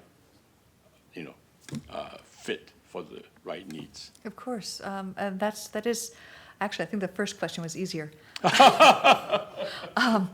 I hope that's the case. Thank you. Yeah, no, I think that the team that we have working on the issues over I-90, the engineering that went into it, the planning, while there were certainly challenges, they are really leaning into identifying all the critical path risks, looking at a comprehensive cross-departmental function about how to daylight those issues earlier so that we can remain on target, look at where we have float in the schedule, and keep things on target. So in a lot of ways, that's pretty easy to manage because we can look at the schedule of what we know and really manage to it. The future of light rail and how can we make sure that it remains vibrant and functional when we are coming out of COVID is one of those things I think is more of one of those existential questions that transit agencies across the country are asking. And when I look at it, I think it really does a disservice to ourselves as transit professionals when we lump all transit in the same bucket. The return of transit and the functionality of transit really is dependent upon the mode we're talking about, whether it's light rail or it's Sounder or it's ST Express or the local buses and how those return to service. But it also depends on the market that we're serving, the community we're serving. Now, Sound Transit's mission, I think, is one of the reasons why I applied for the job. It's connecting more people to more places. Our ridership did suffer when COVID hit, but we also, under COVID, extended to Northgate. And when we extended to Northgate with the ridership, now we are back to pre-pandemic levels. Now I get it, we should have higher ridership when you expand to a larger area, and so we're still below where we should be. But knowing that there is still a very heavy interest in people using light rail, it still has sometimes standing room only, it still has a lot of ridership on it, it gives me incredible confidence that as we start opening up to more areas and more urbanized regions and the high connectivity we have with Sounder, with Amtrak, with paratransit, with Metro, with streetcar, with ferry, that robust network now also with your complete street zoning to help pedestrians and bicycles and e-bikes access it tells me that we will continue to have a very high ridership recovery over the next several years. So I'm very confident about that. Now, how we can lean into that to kind of help people come back means that we have to be very intentional about how we're operating. We have to increase our security presence. Whether it's a reality or a perception of safety, we have to have better safety on our service. So we are having 4 new security contracts to really lean into that presence and how we're managing safety and security on the system. We're also looking at cleanliness. How do we make sure that as we are maintaining the system, that it feels and is clean? That's been a very big challenge for us over COVID with the staffing resources being in short supply. Not having enough people to do the cleaning has really we've suffered under that. And bringing that back is going to be pretty is going to be critically important. Also, as people are returning to work, using transit not just to get to work is going to be very important. I think we saw that shift from pre-COVID to now, that more and more people are using transit for more things. They're using it to go to a game, they're using it to go to the hospital, they're using it to get their food, they're using it to their TVs. I saw on Twitter someone taking up like a 54-inch TV on their unicycle. People are using non-traditional methods of mobility, and just to make sure that as we expand transit, that it continues to be a really viable, clean, safe, affordable, convenient, frequent way of using transit, I believe that we'll continue to lead the way in recovery from compared to other agencies I worked at or seen across the country. This region has a robust transit network, and we need to continue to lean into it. And even with a 3-day work week, we will continue to see transit ridership grow as people are using it for more things than just getting to and from work. That was a long answer. That's Thank good. you. Thank you very much. I love your answer and I appreciate it. Can I leave to me one question for you because No. of your answer? No. No? I'm going to leave So it we'll here. talk separately. I How's have that? long answers. My apologies. Thank you. Thank you. Thank you. But I do have. Councilmember Barksdale. Thank you, Mayor. Julie, it's good to see you again after the good to BDA see event. you. Thank you. Also, coming from the East Coast, I can appreciate the role that transit plays. Used to live in DC where it was more, pretty ubiquitous. So I look forward to it continuing to build out and becoming more ubiquitous and helping to connect people to more places, as you mentioned. I had a question. I support the East Link starter line. I think that would be really amazing to have. I guess my question, I think I read in the report about there being a 6-month delay and how that relates to Linwood and so forth. And so I guess curious about where that the motivation for the 6-month delay, just requirement, just given that we're two different, we're separate, especially as we talk about the starter line.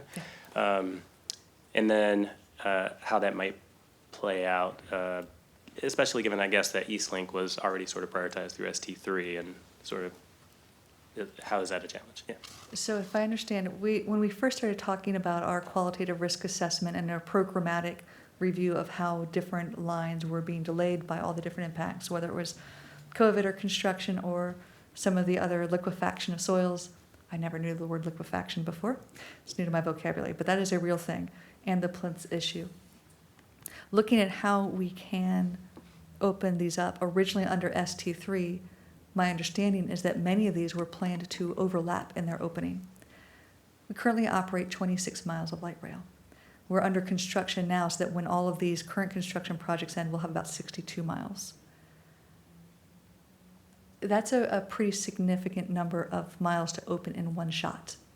And it means the resources we need to open them up are very constrained and would be stretched very, very thin. When we opened up to Northgate, I believe that what I've heard from staff is that we met our schedule, but in order to meet the schedule, once it was done, we still had some items left that we had to continue to work through. When you look at 4 or more openings happening simultaneously with limited resources, trying to spread those resources across the entire network for openings was a significant risk and challenge. So that 6-month delay is really it's approximately 4 months for that pre-revenue service to start up a new line, and then about 2 months afterwards, plus or minus, to really make sure that we got all the I's dotted, T's crossed, and to address things that we're finding once riders are on the system. And being intentional about that before we go into our next pre-revenue service for the next line. So that's the 6 months. It's really kind of like a 4 months after, 2 months, and then a 4 months and a 2 months. And keeping that separation so that we don't overtax our resources as we're opening up each extension. That's the philosophy behind it. Now, whether or not that actually causes a delay is a different factor. I think there's a discussion about Linwood being delayed as we do East Link. And I want to say that I'm not confident that that's actually an accurate representation. When we were early on, one of the things I was asked to do is to come forward with information as we know it, even if it's not complete, so we can have conversation around decisions and not lose windows of opportunity. That means we had to talk about the opening of Linwood and the opening of the starter line and the opening of all these others before we had everything perfectly known, everything wrapped up, all risk associated with it, defined, solved, perfect present. that was my commitment to the region as well as the board.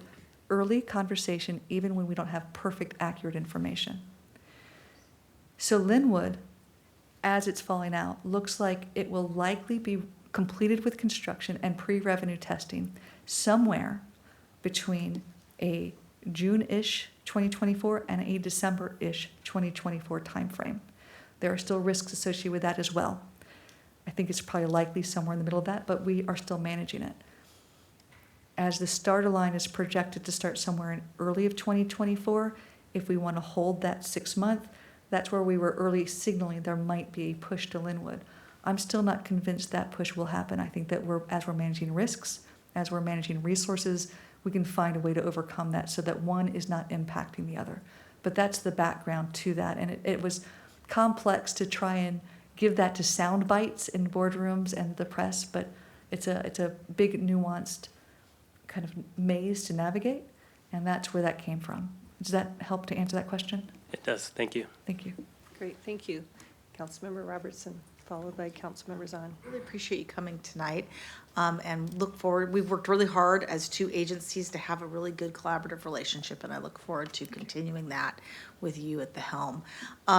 I just want to have a couple of comments, and then I have three questions, which will hopefully be quick. My comment, I wanted to reflect on what you said about building of the infrastructure. You know, we worked really hard together as partners to come up with a really good alignment.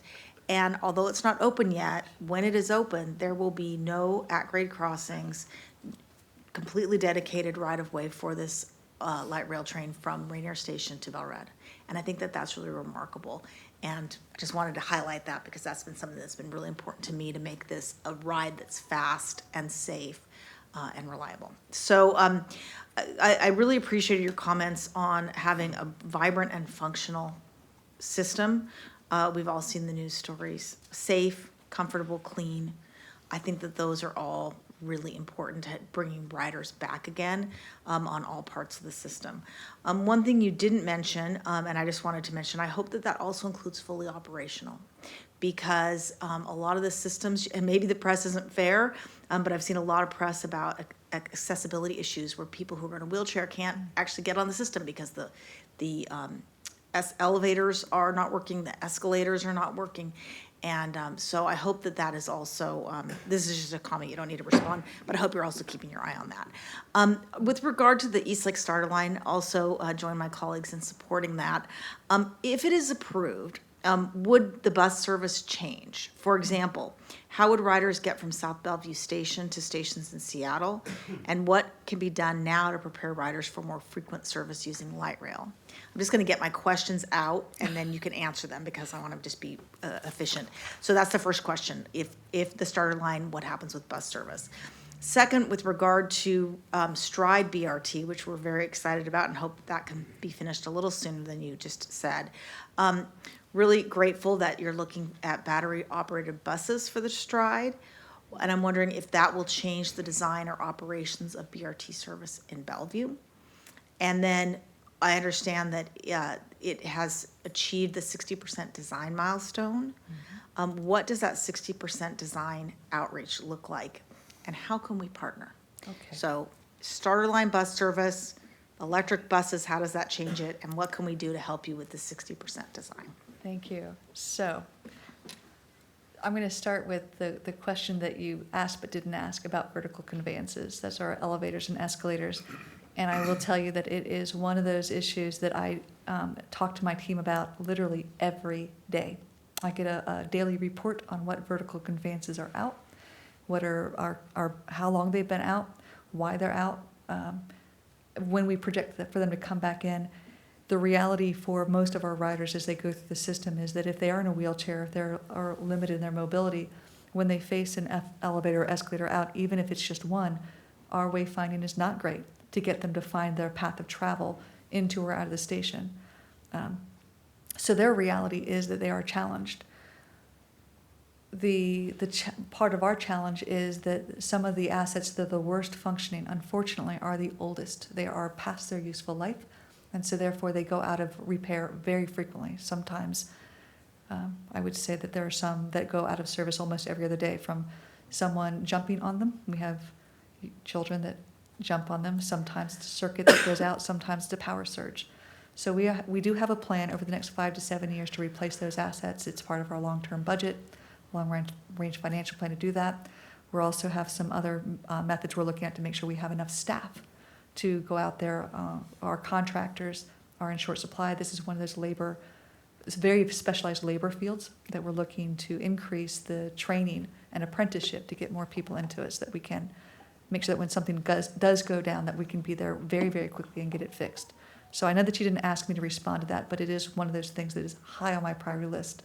As we go from 26 miles to 62 miles, we have 200 vertical conveyances we manage now, and we're projected to go up to about 500. We have to get on top of this, and that is one of my major goals this year. So I thank you for asking about that. It is not something that goes unnoticed, and our team is working very hard to address it and to get on ahead of these issues that we've inherited. Regarding the Sound Transit Express frequencies, the team needs to sit next to me to kick me under the table, because I'm going to say something that might be uncomfortable. There were some very specific plans about what is supposed to happen to ST Express as light rail lines come online. And so there's questions about what flexibility we have as an agency to be able to maintain or shift what those plans are.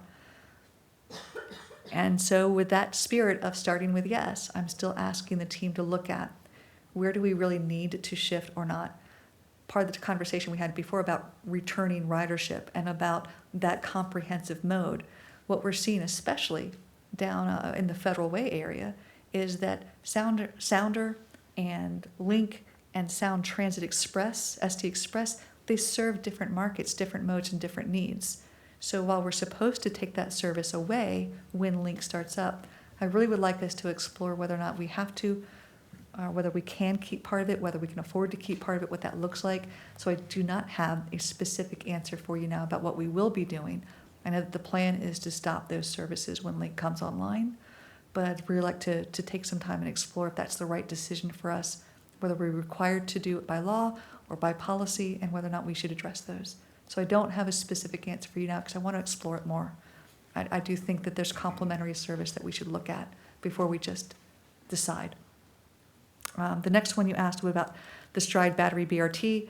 I'm going to ask Bernard to correct me if I'm wrong, but as far as I'm aware, the plan for the all-electric BRT, the articulated buses as well as the double-deckers will not change operations.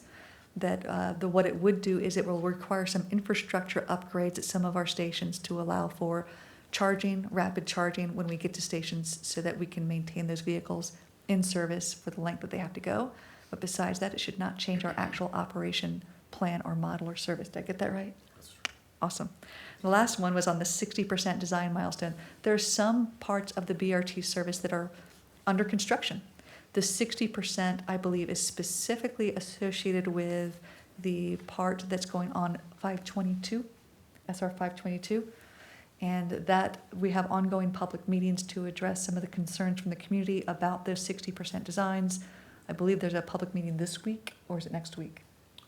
We have some online open houses starting this week. Okay. We're going to be having a number of drop-in sessions throughout the 522 corridor in March. Thank you. So we will have ongoing public involvement over the 60% designs as we move forward and have those public comment periods to move on. But many of the others are, I think there's some of the interchanges, for example, that are currently under construction. Great. Well, please do let Bellevue know how we can partner and help with outreach, because we stand ready to continue to work with you to make the system better. Well, I think that one thing we didn't talk about that was reported recently that kind of made some eyebrows raise is that when BRT comes online, it might actually be faster to use Stride BRT from Bellevue to the airport than light rail. I'm sure it will be because you won't have to change trains in the International District. I agree. Fast enough, take 5, 6 And we're very excited about it. Okay, Councilmember Zahn. Yeah, I'm excited as a regular 560 rider to the airport, actually having BRT. I'm excited about what you said about hyper-local placemaking because, you know, in Bel Red, we have several stations. That's also our art district. And so I'm imagining when we talk about activating the station, what it might look like related to, you know, arts and programming and activities. So I'm excited about that. I heard you speak a couple months ago where you talked about starting with yes, and so really appreciate that. I also want to appreciate just how thoughtful you are about talking about the systemic plan, the system planning, and making sure that you're really looking at how all these different pieces work.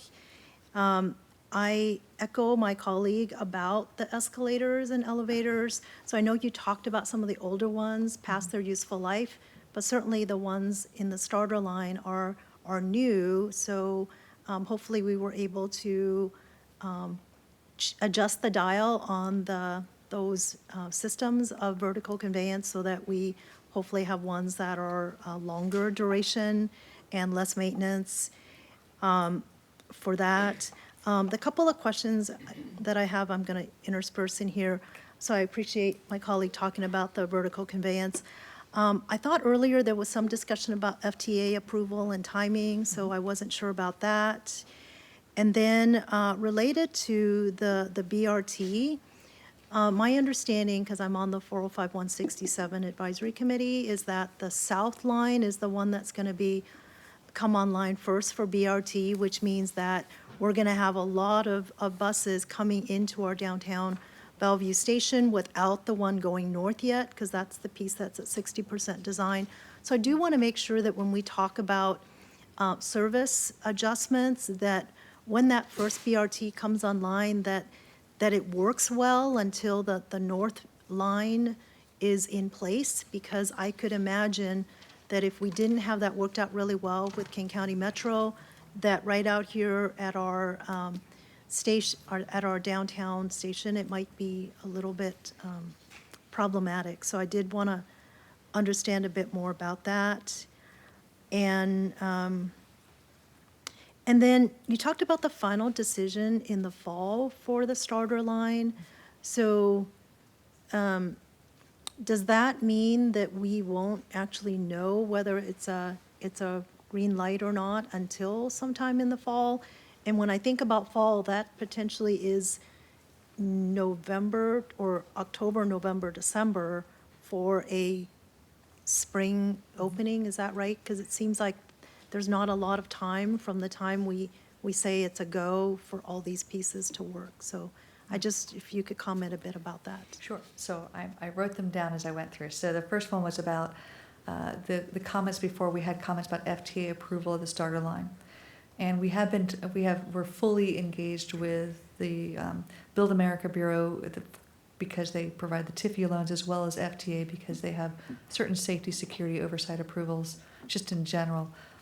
And the further along we go in the conversation I've had with them personally is that, yes, we have to make sure that construction is complete. Safety is going to be the first priority, to make sure that everything is functional. Our pre-revenue service, we have to make sure that we not just check all those boxes, but we're really confident that we're ready to open. However,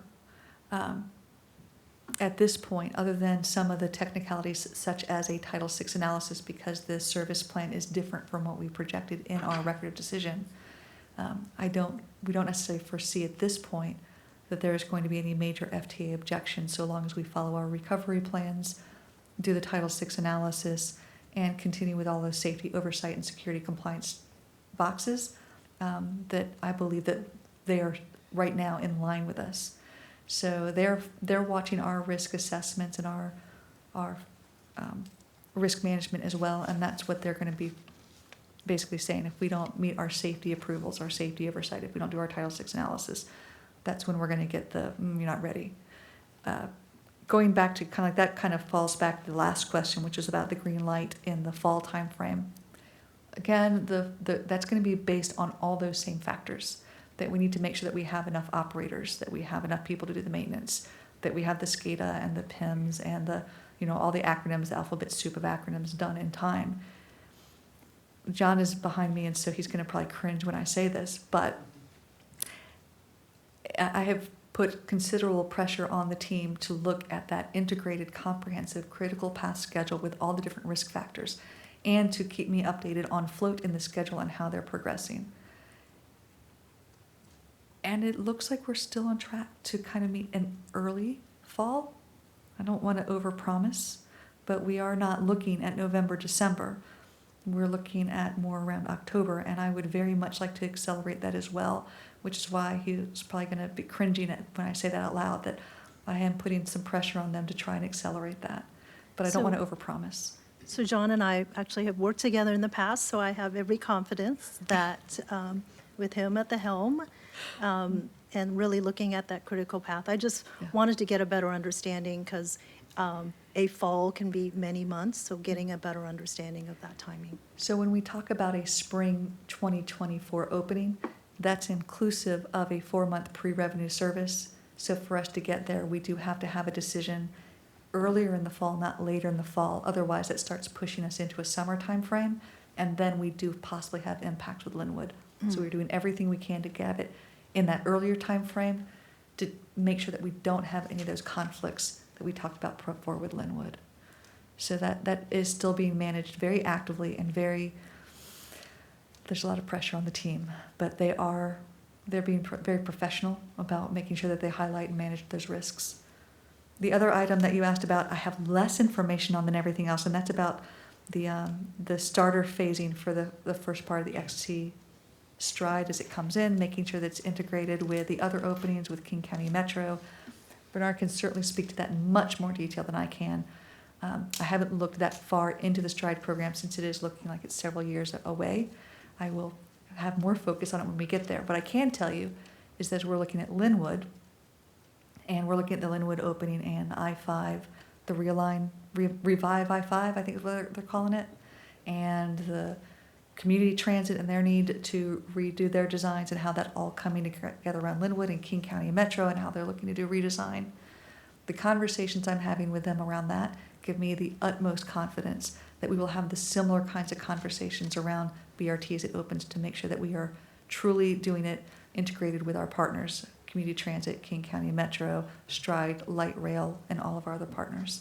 So if you want a more detailed answer, I can get back to you on it, but that's going to be my high level at the moment.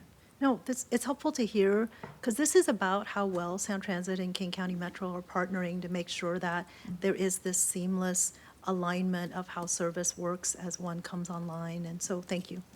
I will tell you that Michelle Allison and I have had several conversations so far, and we are in complete alignment that we are partners and we will continue to work like partners. Thank you. Thank you. Deputy Mayor. Thank you. Julie, this is the first time we're formally meeting, so I just want to say welcome to the community. I'm sure you've heard that many times. I'm sure the whole region has been hopefully very welcoming and open arms. And I love your attitude. But I know my colleagues have said it, but I just love your yes first. It's just very refreshing, and we certainly appreciate that. You and your son are welcome to shop in Bellevue anytime at all. I'm sure our economic development team can give you a list of shops if needed. But all in favor, and I really appreciate the comments and questions by my colleagues. Great discussion. Obviously, I too very much in favor of the Eastlink starter line. I think that's very important. As part of that, I was curious if there's going to be, because of that board approval, to continue to evaluate that Eastlink starter line, will there be any public engagement on this at all? And then just how should the city continue to be involved? And then my other question, and well, first, I'm so thrilled that your takeaway from the BDA dinner the other night was the hyper placemaking and not the other comment about safe and clean cities are overrated. So but that's the perfect segue into my question. I've read that, and I appreciate when you're answering Councilmember Lee's question about public safety. But and I've also recently read Sound Transit's increasing safety. I know that's a priority for you on your existing transit system, both for riders and the operators. Clearly, just as important. And as we prepare for this Eastlink operation, the city recognizes that safety is not just a Sound Transit. It's a us thing. So there's a shared responsibility there. And certainly there's been numerous reports coming from New York and Chicago, and I think in the Times, Wall Street Journal, showing that ridership has not gone back from those pre-pandemic levels. And the number one issue is safety. So I'd like to know, what else can we do as a city to partner with you to ensure that we do everything that we can possibly do to make riders feel comfortable and don't make that an excuse for not wanting to jump on light rail. Yeah. So you're absolutely right that some of the issues that are facing the transit across the country are similar. Yeah. How people feel about the cleanliness of the system, how they feel about the safety of the system. And some of those are real and some are perceived. Doesn't matter. We have to address them equally either way. So we are increasing our security presence. We're also looking at some other ways to increase the safety and security of the field. Sometimes just a clean environment can feel safer. Putting trash cans in our tunnels, that's a priority. We'll have those very, very soon. We already put them on the mezzanines in the downtown tunnel, but there's going to be some more in the rest of them. Those are coming. Procurement is, as with many things, delaying us because the supply chain issues, but they should be here any day. That will help. Having our partners with King County Metro who are under our intergovernmental agreement to help keep the stations clean, they're having staffing issues as well. So helping to support them and how they're hiring to increase the cleaning. That's really a feeling of safety. When you're in an environment that smells bad, it doesn't feel as safe. The extra security presence that we have on board, they have been given direction to start removing people who are violating the state code of unlawful transit conduct, the drug use, and some of those that are very real. And I've had some of my riders as well as some of my staff who will call in, and the security presence is there very quickly to remove people. Right now, we are short-staffed with our security, so it is requiring more active involvement of our riders and staff to get that security presence there. Within the next, I believe, 4 months, our riders will start seeing, and our operators will start seeing a higher presence of security on the trains to remove people. But your question was more about what can our partners do to support us in the effort. And part of that is helping us to develop relationships. We have one with King County, but with all of our cities and counties. When someone is removed from the train, where do they go? When someone's having a crisis on the train, how do we get them the proper support? So we're not just transfer them out of our system onto the streets, but helping moving them off of a train into some place that can support them. And that goes a little bit beyond what we normally do. We have a partnership where we'll have resources available for security to be able to call crisis intervention or social services to help people get housed or get the support they need when they leave. That's the kind of support we need, is to make sure that we're just not moving the issue or the concern of people who are in crisis from one place to another, but that we're moving them in a chain of help. And so my job will be to help get them off of the trains and off of our stations to a place where they can get help. Yep. And then I'm asking for our partners to help them get the help when they're there. Makes sense. And my first question? Board The approval, public public outreach engagement. or Yes, I wrote it yeah. down. That's why I had to No, write it that's down. okay. Thought I just- So part of the Title VI process, so Title VI is part of the Civil Rights Act. Yep. And normally we don't have to do it for a major opening because we've done all that work in the EIS. Because this is shifted, we'll have to do that, and there will be public engagement in that process. Okay. So there will be at least that. And then, of course, anyone can come to the Sound Transit Board and make public comment there at any of the board meetings or subcommittee or committee meetings as well. Great, thank you. Great. Well, I'm going to not do my comments because for time, but this has been really helpful. Thank you for coming tonight. We are looking forward to activating light rail in Bellevue. Thank you. I appreciate the time and also the grace for my very long answers. Thank you. It was wonderful. No, thank you. Thank Okay. Do we need a break or can we plow through? We'll take a break. We'll come back at 8 o'clock.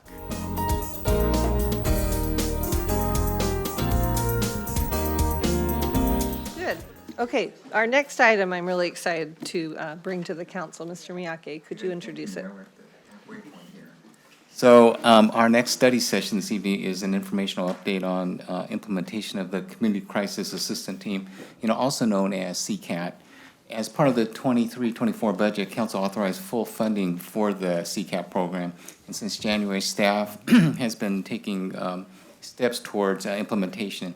Tonight's study session, you will hear a status update on the implementation of the CCAP program. Again, this is an informational update for the council. No direction is being sought at this time by the council. So joining us at the table from left to right, Chief Hagan, head of the fire department, Chief Wendell Shirley, head of the police department, and to his right is Assistant Chief Andrew Popchak. With that, I'm going to turn it over to you, Chief Hagan. Thank you. Good evening, Mayor Robinson, Deputy Mayor Neuenhouse, members of council, and City Manager Miyake. We are pleased to be here this evening with an informational briefing and update on the progress of the CCAT program and continued community engagement since we were last with you on November 14th, receiving guidance on this new program. I'm going to immediately move to Chief Shirley, who is going to talk to us about the ongoing engagement efforts. Chief? Good evening, Council. So immediately after you guys approved the funding for the CCAP program, it made it very clear a few key important points in terms of making sure there was good community outreach and also making sure we remained open to new thoughts and ideas as we kickstarted this program. And so we took that to heart and really began to reach out to a number of organizations that were very interested in this program. We immediately reached out to them, sat down with them to listen, to learn, and see where we could incorporate shared ideas to really make this program the best for this community. And I think we started that process with a number of different organizations and will continue to do so. As you can see, we have ongoing planned meetings scheduled for the future with a number of different organizations, again, to really talk to them about what CCAT is, figure out some of their thoughts and ideas and how we can incorporate them into the CCAT program. One that I would like to highlight is March 14th. We have a pretty much kind of like a town hall community meeting where we will inform and we will obviously ask people for feedback and information. So this will be ongoing, but we made that promise to you that we would start out that way, and we have did exactly that. In terms of implementation updates, I'll turn it over to the fire chief and he can start with the fire department. Thanks, Chief. We hosted a job fair here in this building on January 31st for MHPs, and we had 5 hiring agencies join us in that job fair. The turnout for prospective employees was not amazing, but it was encouraging. Multicare, the City of Kirkland, and the RACER program, Sound, formerly known as Sound Mental Health, was here. The Des Moines Police and the Snohomish County LEAD program was here. We also have hired an MHP supervisor. We have an offer extended to that person right now. We're really excited about moving this program forward and getting a supervisor into our department so that we can begin hiring the rest of the staff. And our MHP positions, and there are 5 of those, are currently open, and we're conducting rolling interviews, again, with some measure of promise for getting those folks actually on staff. And the training regimen that the new employees will undergo is in development right now. Chief? Same for the police department. The sergeant and the 5 officers that we'll be hiring for CCAT will be internal hires. So we've already posted the jobs and have received interest from sergeant and officers. So shortly, soon thereafter, we'll be doing internal interviews. And one of the suggestions we took from one of the groups we met with was to put a person with lived experience on the interview panel, which we are planning to do. So that's just a small way of us incorporating some thoughts and ideas as we move along the way. As it relates to data collection, I'm going to turn it over to Assistant Chief Popchak. So a key part of what we heard was making sure that we are collecting the correct data and data that would be comparable to other organizations that are doing this work. An example you see here is the CCAT program compared to Radar or RACER that's compared to Denver Star that's out of Colorado. So what we've started doing is looking at other programs and what are those other programs, what data they're collecting. And then our goal is to make sure that the data that we are collecting is comparable to the data that they have so that we can compare ourselves, so that we can compare, contrast, identify, and look at improvements within our program. Because a key piece for success is, are we actually seeing comparable rates to other programs that are doing this work, or are we seeing better rates? So that's a key piece of what we're already doing now, is that research to make sure that we can do this and that we are collecting data that can be analyzed later, because it's very hard to have data that if you're not collecting it, analyzing it later, you can't go back. It's very hard. So we want to make sure that we're collecting that data in the proper format and that we're able to use it. Looking forward, a big piece of what we want to do is make sure that we are actually in a leadership position when it comes to data. We want to collect more rather than less. We also want to align with King County, with the King County Mid, and that's one of our goals right now, that we're developing that vision of partnership so that we're a piece of that, because that gives us a lot of data that we're not getting now by having that cooperative agreement, especially around the substance use of if people are using less substances or using no substances when they're enrolled in the program, as well as things like if they're rebooked into jail, and especially with other jails that we may not have that connection with now. By having that connection with King County, we can get that data and actually make a more robust process. And that's what we're working for now, is trying to get those partnerships all set up and working with them to make sure that we're comparable and that we know our program is working. I'll send it back over to the chief. Mayor, thank you for the opportunity to provide this brief update this evening on the progress on the development and implementation of CCAT. We really appreciate it. We're excited about moving this capability forward, and we're anxious to get it on the street. Great, thank you for the presentation. Any comments or questions? Sure, Councilmember Barksdale. Y'all know what I'm gonna start with. Thank you for the data and collecting. I really appreciate that you're looking to make it comparable with other programs and with King County. I mean, it really sets us up to take that regional approach beyond just the programs that are in our, like on the east side, for example, as well. So I think that will be all good in terms of helping us understand where there's opportunity. And I guess the only thing I would say is I really appreciate you including the person with lived experience on the interview panel. I think that will make a huge difference. Thank you. Okay, thank you. Deputy Mayor?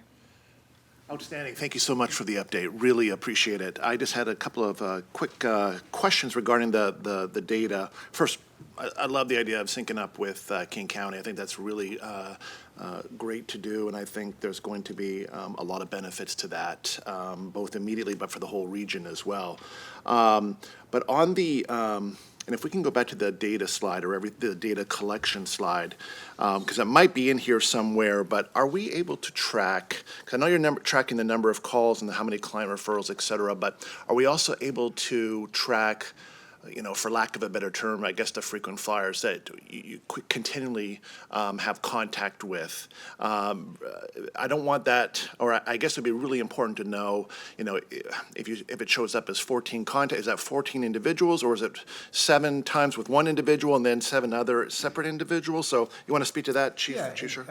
in our records management system, that will capture in the calls for service, you know, how often we respond to a particular person or location, for that matter. Okay. And it will detail who the person is, what the call was for, how many times have we been there, a little threat assessment, and we also will be training up our mental health workers and the officers to really add in some detail into the call for service, right? So that everyone can have a better understanding of, did the person respond better to the officer or the mental health worker? Yeah. What were some of the dynamics that you guys experienced there? The better they capture that information, obviously, as Andrew said, the better we will be able to analyze it down the road. So, but yes, we'll definitely be able to capture that. Okay, sure. great. Thank you so much. And just to clarify on this slide, this is a very small snapshot of a very large document. I figured that's why I wanted to bring this back up. Thank you. Councilmember Zahn?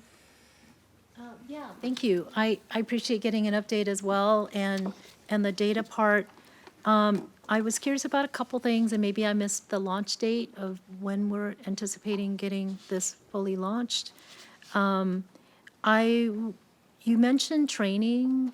I wanted to better understand. So is it training that we're developing in-house, or There is already training that's available for the teams, and when we talk about collaboration and partnership with other agencies, would that be kind of shared training so that and which leads me to, because we have the same 911 dispatch, so how they are listening for the cues to be able to give you better information for the CCAT team, and then lastly, how the 988, which is not quite the same as 911, how it kind of fits together. So I think this is kind of as you roll out the whole system, I appreciate all of the outreach you're going to do, so I'm asking, some other questions that maybe it's going to come at a later date, or if you're prepared to talk about some of that now.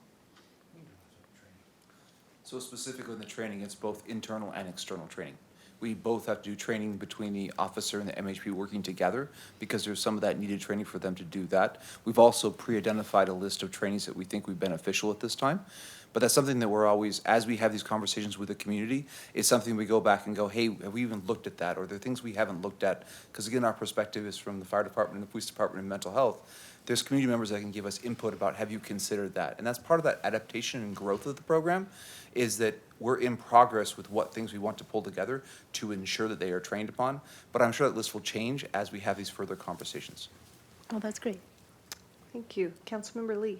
Thank you. Thank you for the work. What? I have a Sorry, question. excuse me, stop for just a second. It's my fault. Oh, the 988 and Sorry. were the other two questions. I'm sorry. Thank you, Councilmember Zahn. I was okay with just skipping past that, but I'm happy to go back and address it. We're shooting for this summer. We're finding that the hiring market is a little tighter than we hoped it would be. But like, as I mentioned, we are getting a supervisor on board and we're conducting rolling interviews for the MHP. So we're shooting for this summer. As far as the training, I would just add that it's a matter of weeks, not hours or days. And it is in partnership with police, and it's making sure that we give these new employees the real world experiences to be successful in these encounters. And while I have the mic, I'll just jump back to the deputy mayor's question real quick with a reminder that there's the responder half where we encounter people in crisis in the community, and we roll those people into our casework program. And the average amount of time we have people in the casework program is 100 days and weekly contact. As you know, we encounter folks with some very integrated challenges, and getting those sorted out and connected to the right kind of help takes some time. But we do have the data collection capture capability to be able to sort through that and examine it at any time in the future. And like the CCAT pilot, we want to make sure that what we're doing will have some academic rigors when we go back to look at it. So at this point in time, we have not fully integrated 988, how we are going to use that. It's a great opportunity that we're looking forward to having these discussions, but we have not crossed into that yet. Okay, great. Thank you. Okay, sorry. Now, Councilmember Lee. Thank you, Madam Mayor. I'm looking at data collection. So you are comparing our CCAT with Radar and STAR. There are two other programs, right? And how many cities are represented in those three programs? Are we the only city that's CCAT, or are we doing it with other folks together in the same project? Yeah, I'll have Andrew explain what Radar and STAR is, but in terms of a CCAP, the model, the co-response model with law enforcement and mental health workers, that's being duplicated across the country. Okay. Yeah, many cities are doing that and/or a community-only response without law enforcement. Okay, so my following up question that's similar to the reason I'm asking you is, I assume Radar has other cities and other benefits or reason why they do this, but the thing they track now, right? The thing we think that those items on the left side are important things we need to know, right? So that we can be a better police department. So why are the others have things that they don't check, they don't do? Is there any reasons? Are we looking into them? Are they because of comparable cities or not being comparable? Or are they is there things that we can learn that we actually, or why do we pick those that other programs don't look into? That's the reason. How is it, not just because we want to do them all, but, what is relevant to what we are here? So radar actually includes Bothell, Kenmore, Kirkland, Lake Forest Park, and Shoreline. So it's a local comparable to doing this like work. It is not exactly the same to what CCAT is, but again, it's one of those programs that's local that we can compare ourselves to that also receives funding from MID. Denver Star is a program that's come up multiple times in research as well as conversations with the community. We are going to be comparing ourselves to many other programs as many we can compare ourselves to see if they're doing things that we aren't. I don't have an answer for why different programs collect different data. When we entered it, though, we had specific reasons why we believe this community would want to see reduced use of force, would want to see reduced arrest, because that's something we would like to see. We don't want to have to use force on any resident when it is not necessary. And even if it is necessary, if there's a way to avoid it, to de-escalate the situation before we get to using force. So a key piece of why we would want that data in ours is that we have personal interest to make sure that happens for our community. I can't say that for the other communities because they have different things where they enter it. So I don't know what their reasons or justifications for collecting that data, but I know that is something important for the city of Bellevue. And it's something that as we go to the other programs, I'm sure there's data they're collecting that we haven't thought of. So again, it's that commitment for working together to make sure that we have the best program out there that's collecting the data. Okay, thank you. Last question. Getting data is important, but also use of the data is also important, right? So I assume that we look into it, we compare with other cities. When you have, for example, reduction in arrests, theoretically, that's good because we don't need to arrest everybody. But at the same time, it could be the opposite. We're not arresting anybody. The community is running around rampant. That's not good either. So we need to know, right? I mean, depending on we need to understand the situation when you have reduction in arrests. So I assume you're comparing with other cities. Why don't they use it? Is it because it's a reason or not reason? So I think it's a process of learning more about the knowledge. How do we apply the data? What do we use it? How do you use it? Not just look at the data itself.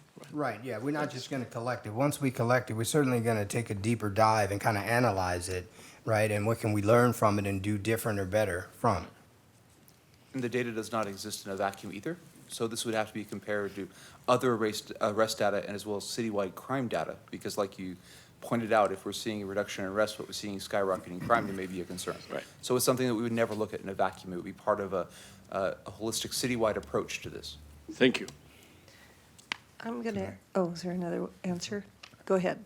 Thank you, Mayor. Councilmember Lee, I just wanted to point out that another reason we're very interested in the Denver Star program, they have a little more experience than we do. They began as a co-responder program exactly as we are doing now with a stated goal of moving towards a community response model. So we've invested in partnership with them. We're taking notes from them.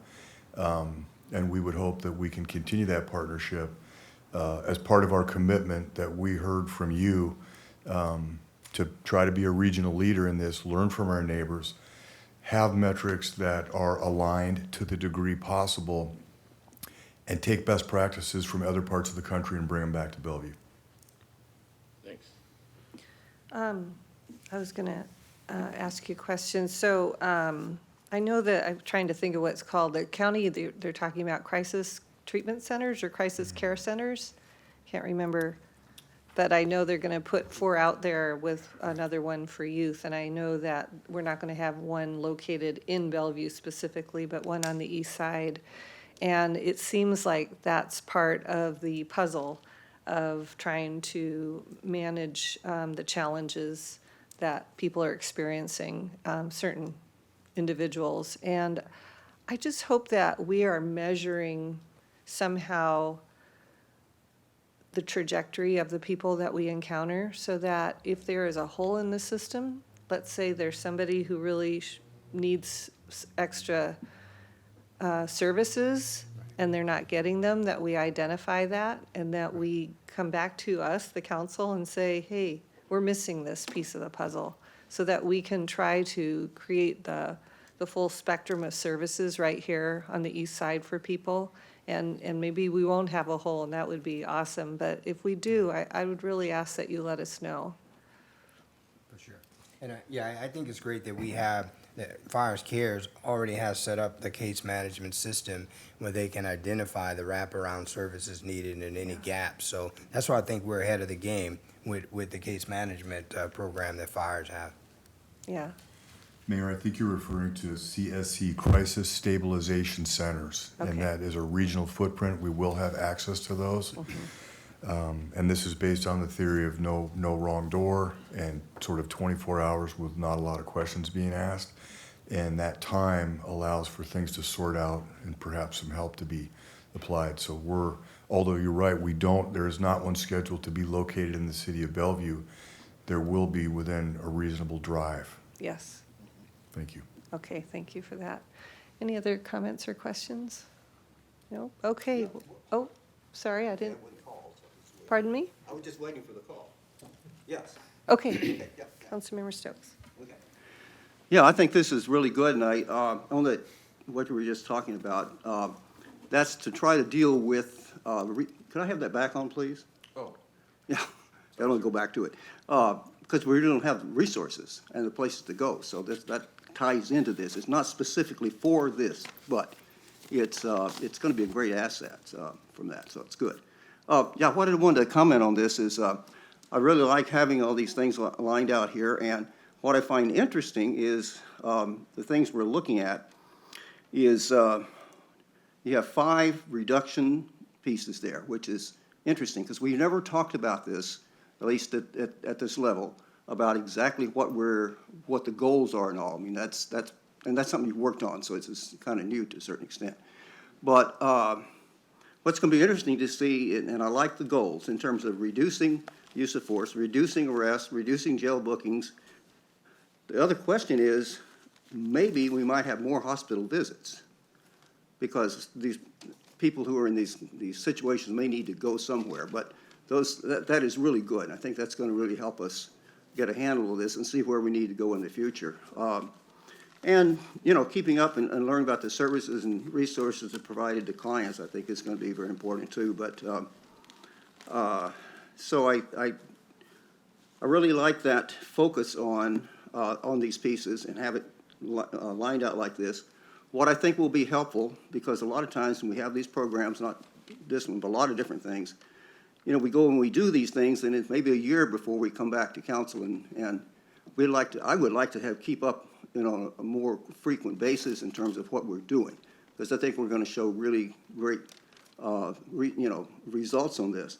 But I really like having these reduction in these factors, an important piece that we're looking at, and we're holding ourselves accountable for in a sense of, and actually it's because that's a goal.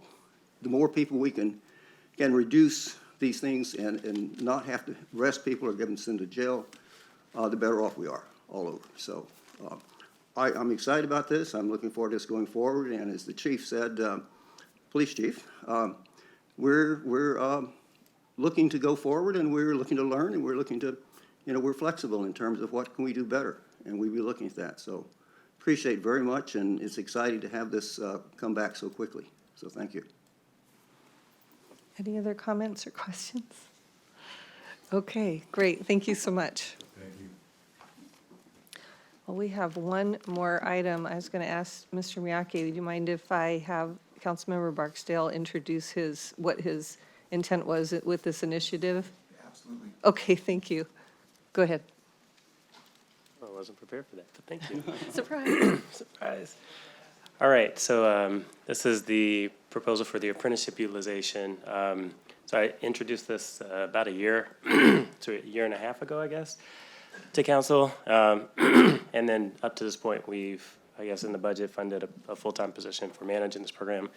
The intent is to provide opportunities for community members to have access to jobs, that they may choose an alternate path. Everybody doesn't want to go to college, doesn't have the ability, and so This provides a benefit to our community to provide access to jobs, and it also, for contractors, provides an opportunity to for more labor in the market that is currently pretty experiencing challenges like much of the other companies. So I think there's a win-win here, and so with that, I'll hand it over, I guess.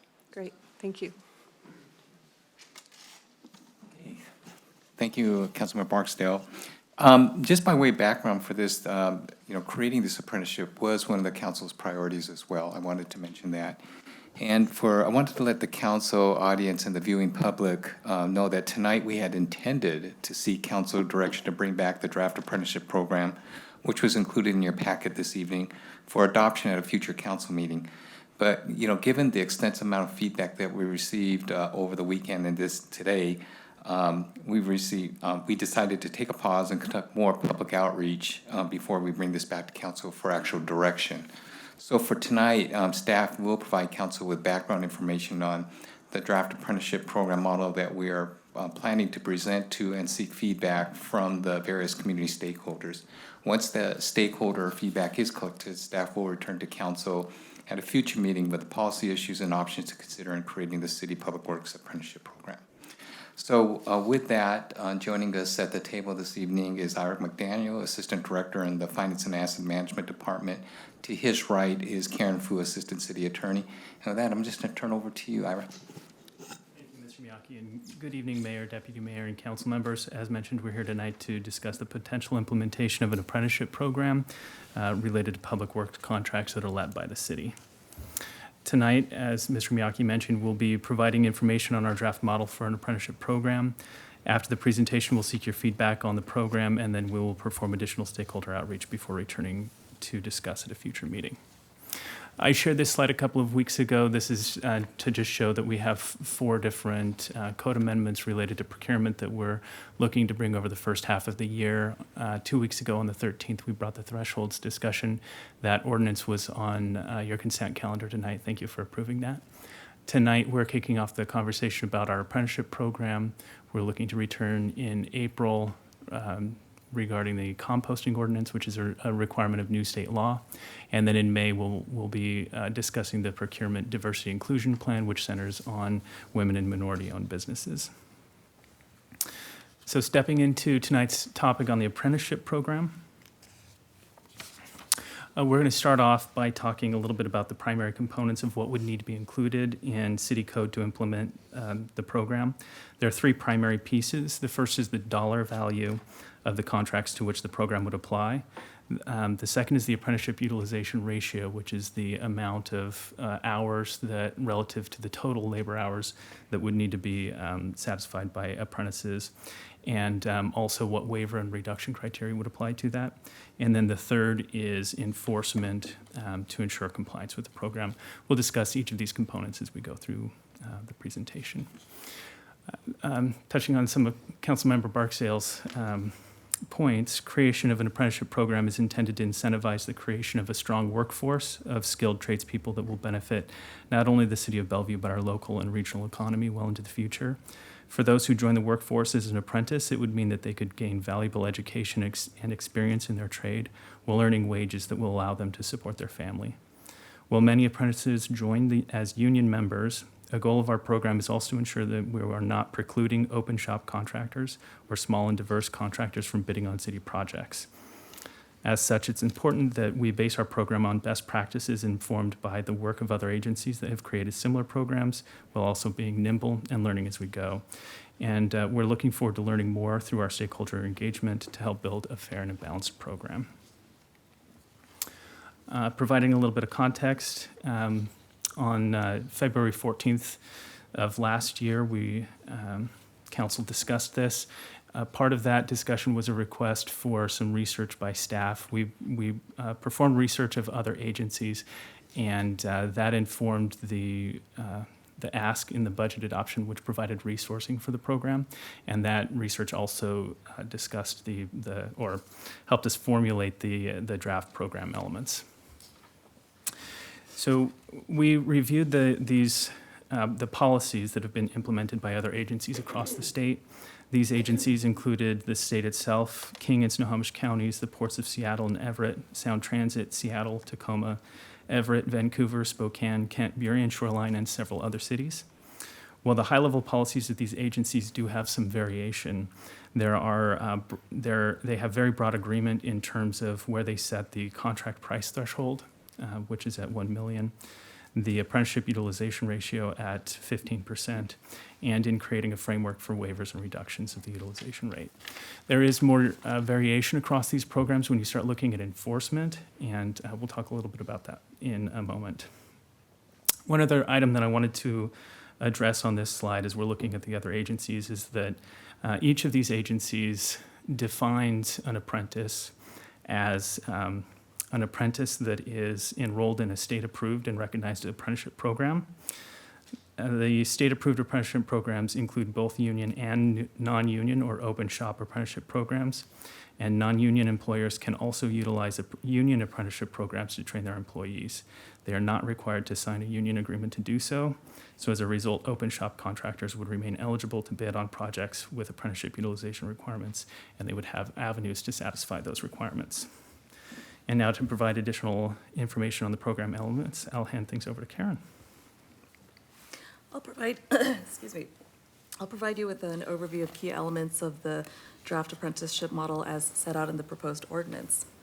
For some background, the proposed ordinance would amend the city code at chapter 4.28, the procurement section, and a new section would be added setting out the apprenticeship utilization requirements for certain City of Bellevue Public Works contracts. This code amendment would give policy direction on the key elements of the program to be implemented. And key elements of the proposed ordinance include that the requirements would apply to City of Bellevue Public Works contracts with an estimated cost of $1 million or more. In the proposed ordinance, Public Works is defined based upon the definition provided in state law, which means all works, construction, alteration, repair, or improvement other than ordinary maintenance that is executed at the cost to the city. Public Works projects typically utilize skilled trades and can facilitate apprenticeship opportunities. The proposed ordinance would require that on those City of Bellevue public work projects of $1 million or more, at least 15% of the labor hours worked on those projects be performed by apprentices approved through the Training Council. As previously discussed, our research indicated that this threshold was the most common threshold utilized in our region. And utilizing a similar threshold will provide some regional consistency. The proposed model also allows the apprenticeship utilization requirements to be waived or reduced under certain circumstances, which I'll discuss more with the next slide. Under the draft model, the FAM director would have the authority to waive or reduce the apprenticeship utilization requirements based upon one of 7 enumerated reasons. First, if the requirement conflicts with state or federal funding conditions or the conditions of any other grant or funding program. Second, if there's an insufficient number of apprentices that are available to meet the requirement. Third, if the project has a disproportionately high ratio of equipment and material costs relative to the anticipated labor hours, which does not make it feasible to meet the required level of apprenticeship utilization. Fourth, if the contractor has demonstrated that it has used best efforts to try to comply with the requirements but remains unable to fulfill it. Fifth, if the contractor will be forced to displace members of its workforce to meet the requirements. Sixth, if there is an emergency or threatened emergency, such as a threat to public health, welfare, or safety. And finally, for other reasons deemed appropriate by the FAM director that are consistent with the purpose and goals of this section. These waiver and reduction criteria were drawn from similar criteria provided in the state and other municipal apprenticeship programs. The waiver criteria is intended to provide some flexibility to contractors who may not be able to meet the requirements in spite of their best efforts due to circumstances beyond their control or other specific criteria as outlined. If a contractor meets at least one of these criteria, they may be qualified for a waiver of reduction in their requirements, which may prevent them from facing enforcement consequences. This is a way to try to find some balance between flexibility for contractors while still being able to enforce the requirements of the program to achieve those goals. And I'll discuss enforcement with the next slide. To enforce the requirements of this program, the draft model proposes that contractors that fail to comply with the apprentice utilization requirements after any waivers or reductions, they will not be considered a responsible bidder for 2 years. This means that those contractors would not be eligible to be awarded any public works contracts from the City of Bellevue for a 2-year period after noncompliance. This enforcement method, which is also commonly referred to as debarment, was one of several enforcement mechanisms that we observed in our regional research. Ultimately, we selected this 2-year debarment method in the proposed ordinance because it provides a strong financial incentive for contractors to comply so they don't lose the opportunity to do business with the City of Bellevue for a consequential period of time. It also eliminates the possibility of potentially buying out apprenticeship requirements by choosing to pay a fine or penalty instead of coming to compliance. And it's a simpler means to enforce these requirements than breach of contract type remedies, which may require litigation and resources to ensure compliance. And again, these enforcement options, this enforcement consequence would only apply to contractors that don't meet the requirements or are unable to qualify for a waiver or a sufficient reduction of their requirements based upon one of the 7 possible criterias. The administration of this program would fall upon the Director of FAM, and those responsibilities would include developing procedures to implement and enforce the requirements, establishing contract specifications, implementation of system of monitoring, and other responsibilities that Ira will speak to further in just a moment. And the effective date of this proposed ordinance would be September 1st, 2023, so it would apply to public works contracts awarded by the City of Bellevue after that date that are estimated to cost $1 million or more. With that, I'll turn it over back to Ira. Thank you. So I thought it'd be useful to provide a little bit more of the detail around how we're thinking about implementing the administration of the program. So we've been speaking about the high-level policy elements that would go into code, but then there would be companion administrative policy that would implement this. And this is still very much a work in progress as we're gaining understanding. But I wanted to talk through this because I think it gives important context. So as a part of the bid process, before a project goes out to add, we would want to review the projects to understand the scope of work that would be included, the types of trades, whether or not we were running into some of the issues that are enumerated in the waivers and reduction criteria, such as high material costs or low labor requirements. And also understanding how those trades fit in the local market and the availability of apprentices there. That information would then feed into the bid advertisement, so it would be included there. When a contractor submits a bid for that, they would be required to include a form acknowledging that their awareness of these requirements. So this is something that they would go in eyes wide open to in that process. After the contract is awarded and the project moves into construction, we would monitor the contract. We would look at their payroll certifications, and we would have an ongoing conversation with them about how things are going, whether or not they're hitting their targets. If they're not hitting their targets, understanding why, detailing for them what the best efforts would look like for them to come back into compliance, so that if they are working to find apprentices and they're not able to due to circumstances outside of their control, then they would qualify for a waiver. So what we're trying to say here is, we really want to be supportive and work with our contractors and not surprise anybody at the end of a contract after no communication and with a surprise debarment at the end. All right, so next steps, we would engage in stakeholder outreach to vet the elements of the draft program. We're building out a list of those stakeholders, and we want to ensure that we're providing a fair opportunity for those who want to be heard. We'd be happy to receive your suggestions for who should be included in that, so please feel free to reach out to the council coordinators to ensure that we capture all of those suggestions. After we're receiving that feedback, we'll process it and determine what improvements may need to be made to the code level policy, or if we can address those concerns in our administrative policies and procedures as we work to stand up the program. We'd then return at a future council meeting or meetings, as the case may be, to discuss our findings and ensure council's on board with any revisions before bringing back an ordinance for adoption. Related to the administrative procedures, if the program is adopted, we would provide communication and outreach to the contractor community to inform them of the coming change.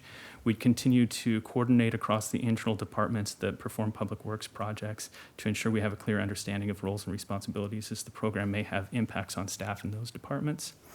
We would also further develop our administrative policies and procedures, the bid specifications documents, the contract language, and our document templates. And once complete, those projects would need to be provided to WashDOT for their review and approval. This is a big part of why we would want several months after adoption to be able to get ready for the start of the program. We'd also be working on developing our reporting standards to make sure that we're providing information to council about how the program is performing and whether or not we're achieving the goals of the program and where we may need to take actions to adjust. And in that vein, we're committed to learning and adapting as we go. We want to ensure that the program that we implement is flexible, fair, and balanced. I mentioned earlier that we're going to be bringing you our work on a procurement diversity and inclusion plan, and we really want to make sure that these programs work well together and support each other to achieve council's objectives. There are examples of other entities out there where that's happening. Both, they have an apprenticeship program and a WIMBY program that are both being successful, and we're committed to achieving similar outcomes for Bellevue and our constituents. So as we mentioned at the opening, tonight's presentation is information only. We're seeking your feedback on the program, and then we'll perform additional outreach and bring this back at a future meeting. With that, Mayor, I'll hand it over to you. Great, thank you both. I'm just going to comment first and tell you how supportive I am of this. The ultimate goal is high-quality work. And the best way to get high-quality work is to have a highly skilled workforce. And this does a lot to guarantee that we are replenishing our workforce, which is really depleted right now with highly skilled workers. So, Deputy Mayor, I'm going to let you, let me finish, sorry. I've got a little more. I've submitted comments to you both over the weekend on information I wanted to consider that had to do with enforcements and also with what projects this applies to. And so when you bring it back to us, I'd appreciate getting information on the questions I asked. And I think it'll be great to do a little more public outreach so that we can answer everybody's questions. We've heard a lot from some people, but we've heard a lot of support as well. Yeah. Okay, Deputy Mayor. Thank you, Mayor. Ira and Karen, thank you so much for the great presentation and the update this evening. I also really want to thank staff. Brad, you and, to me, this is an example of why we have such a fantastic staff, because we said, hey, let's pause for a minute. We're getting a lot of feedback on this. We're getting a lot of maybe confusion as well, some communication. In fact, as you're going through that list, I can tell already that the feedback that we're hearing from some of these groups and what you're saying, it just doesn't feel like perhaps it isn't such a policy per se. It's that we haven't communicated or they haven't understood that we're on the same page and that some of these things are in there. So to sit back and, for a couple of weeks or 3 weeks, as much as I know that my colleague, Councilmember Barksa, wants to get this over the finish line, and I totally understand that, but I really think, as the mayor said, this will really prove beneficial for the entire city, that we take a slight pause here, as we've heard from the Northwest Minority Builders Alliance, the Associated Builders of Contractors, AGC, et cetera. There's still some confusion, and I think it is more confusion than anything else. Yes, there might be a few policy items on there, but again, Brad, I just want to thank you and your staff for doing that, and of course, Nathan, thank you so much for all the work you've done on this to date. Now, having said that, I just wanted to bring up a few items just so you understand, and I'm sure you're familiar with this, but what we're hearing or at least what I'm hearing time and time again, seem to be some of the same issues. So one, do we delay this, the full implementation due to COVID and due to some of the ramifications of that, or allow the industry to catch up a little bit? Again, I'm not advocating for that, just some of the consideration, as well as phasing in some of these requirements as well. And then applying on projects with a minimum construction days. There seems to be I don't know, I've heard anywhere from 60 to 80 days, and I'm not the expert in terms of how long a project should run for, but it seems, and I don't know if the days is a substitution for the minimal project amount. I think it is, but I would really like to know from staff's perspective, which is the better way to calculate that, by a dollar amount or by the number of days? Because I certainly understand that they went through the apprentice program, and it's a very short program. Maybe the benefit, the project only lasts 10, 20 days, maybe the benefit is really not there. Of course, the discretion to apply policy waivers, I think I heard you touch on that.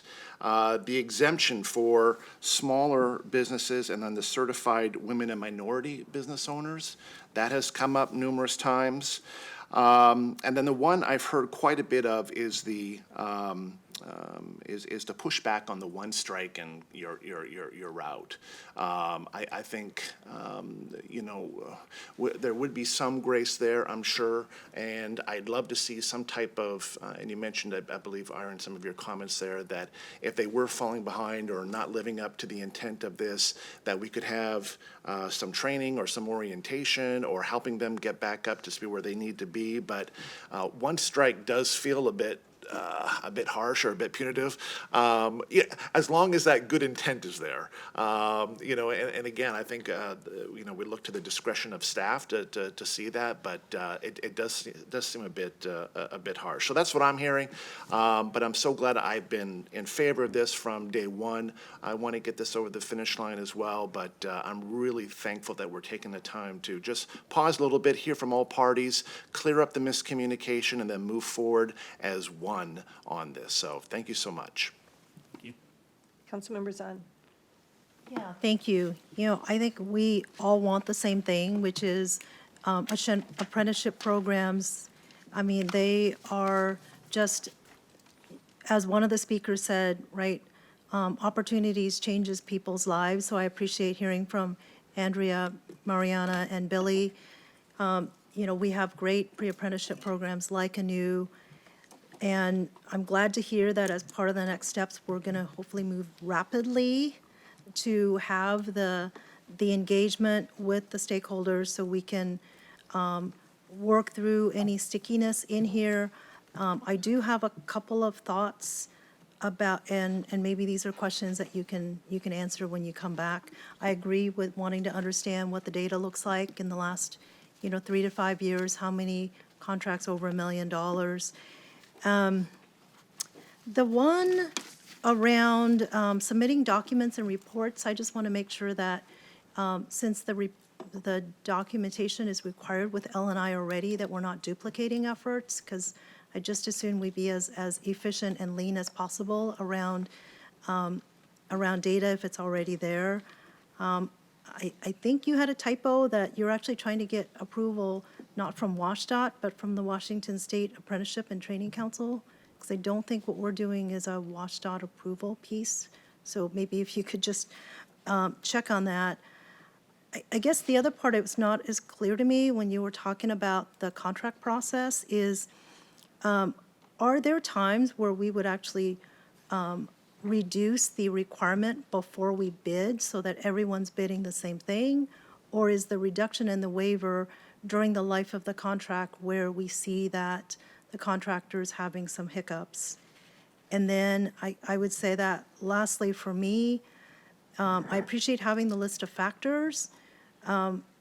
I would strongly encourage us not to go right to that enforcement of the one strike and you're debarred for 2 years, because what that might mean is you have a $1 million contract that you didn't meet these factors, and then for 2 years you can't even bid on a $100,000 contract with the city. So I don't think that makes sense. But what I could see is where, as part of a condition of their bid, that they need to submit a apprenticeship utilization plan that we can validate that they actually do have a plan for how they're going to ensure that they're bringing apprentices to the job. So, perhaps part of the best practice is actually getting that plan from them as part of pre-con, just so we know what they're doing.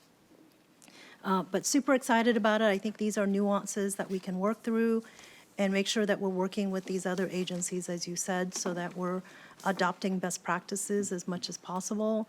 I think enforcement should be about how we get people to do what we need to do with bringing apprentices and not debarring, because sometimes we already have troubles getting contractors to bid our work. So I would be concerned about precluding people from bidding.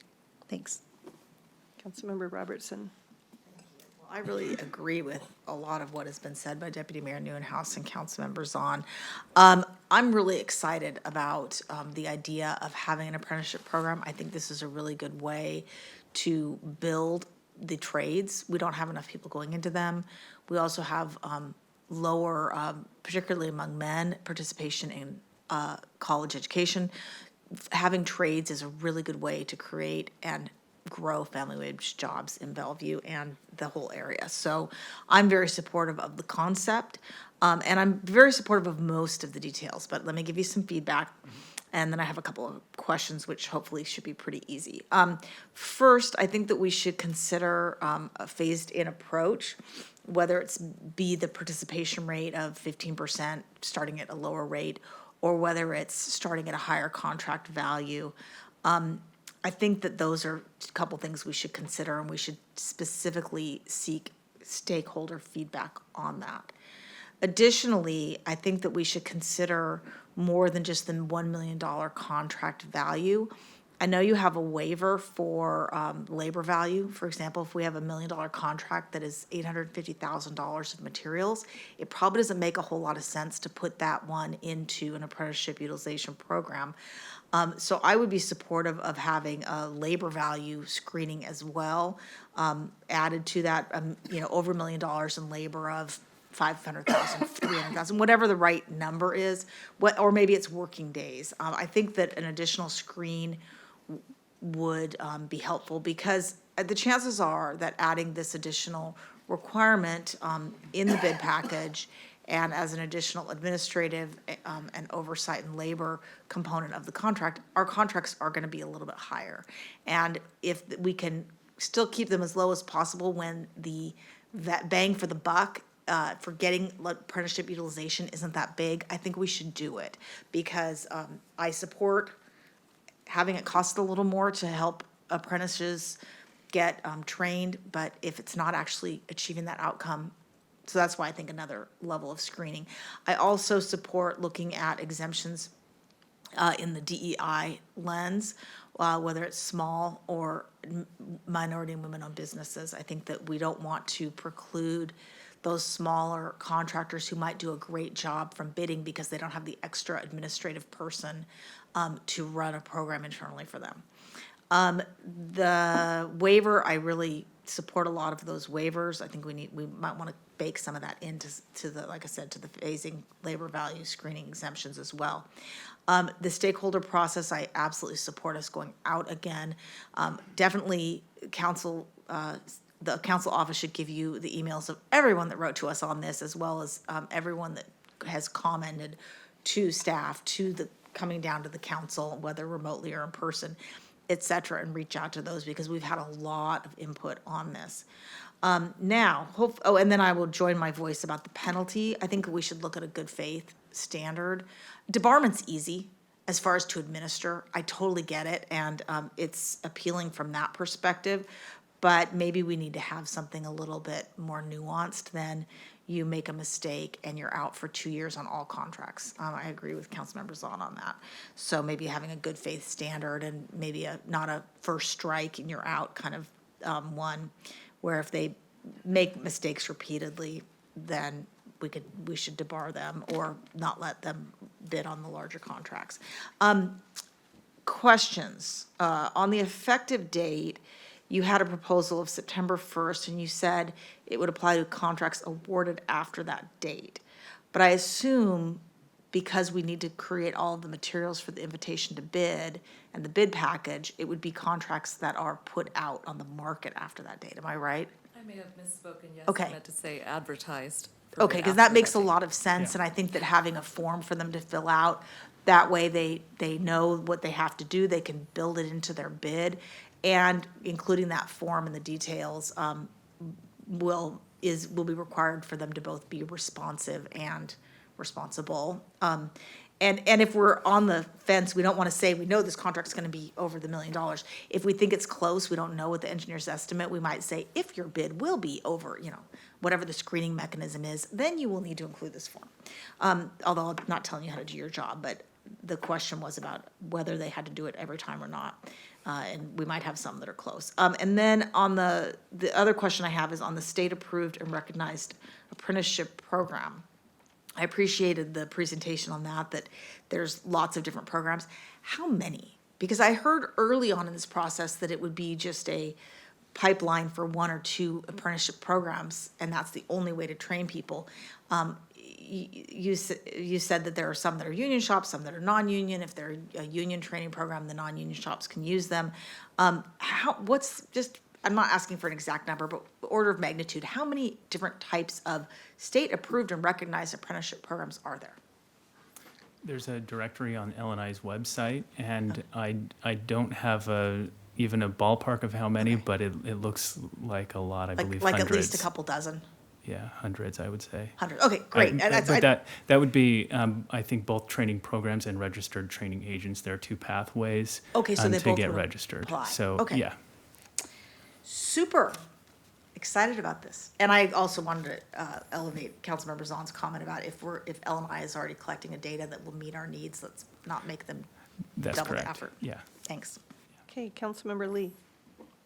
Thank you. Great program. I think we all can agree that, apprentice and worker, the people who work with their hands. This country, our economy is built on people who make things happen. Not just software engineers talking. It doesn't make anything. So ultimately, it's got to be done by individuals. People may not just want to go to college, learn about physics or whatever, or quantum mechanics. So I really support this program. It's wonderful. One thing I make it short is I will really support this. We need to get the feedback, talk to stakeholders, because I always say that devil is in the detail. And we've seen a lot of questions being asked, what about this, what about that, how do they do it, how it affect them?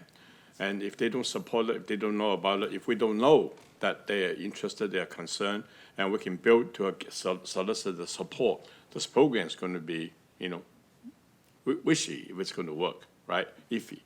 So I think we need to, especially people we think that really can participate, can benefit us and benefit themselves. I think it will be self-evident. If we design a program that fits, what they are looking for, they will come to us.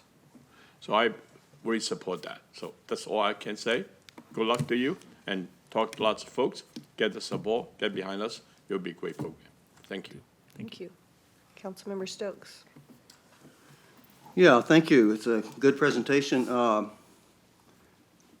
glad we're stepping back on this. I do think that it's one of those things, when you get anything like this, it always takes a lot of talking back and forth, and we don't know this, you're not doing this, or what about doing this? And you find out that everybody actually knows all that stuff to a certain extent, but they want to get it out, and it's good, because it could be improved.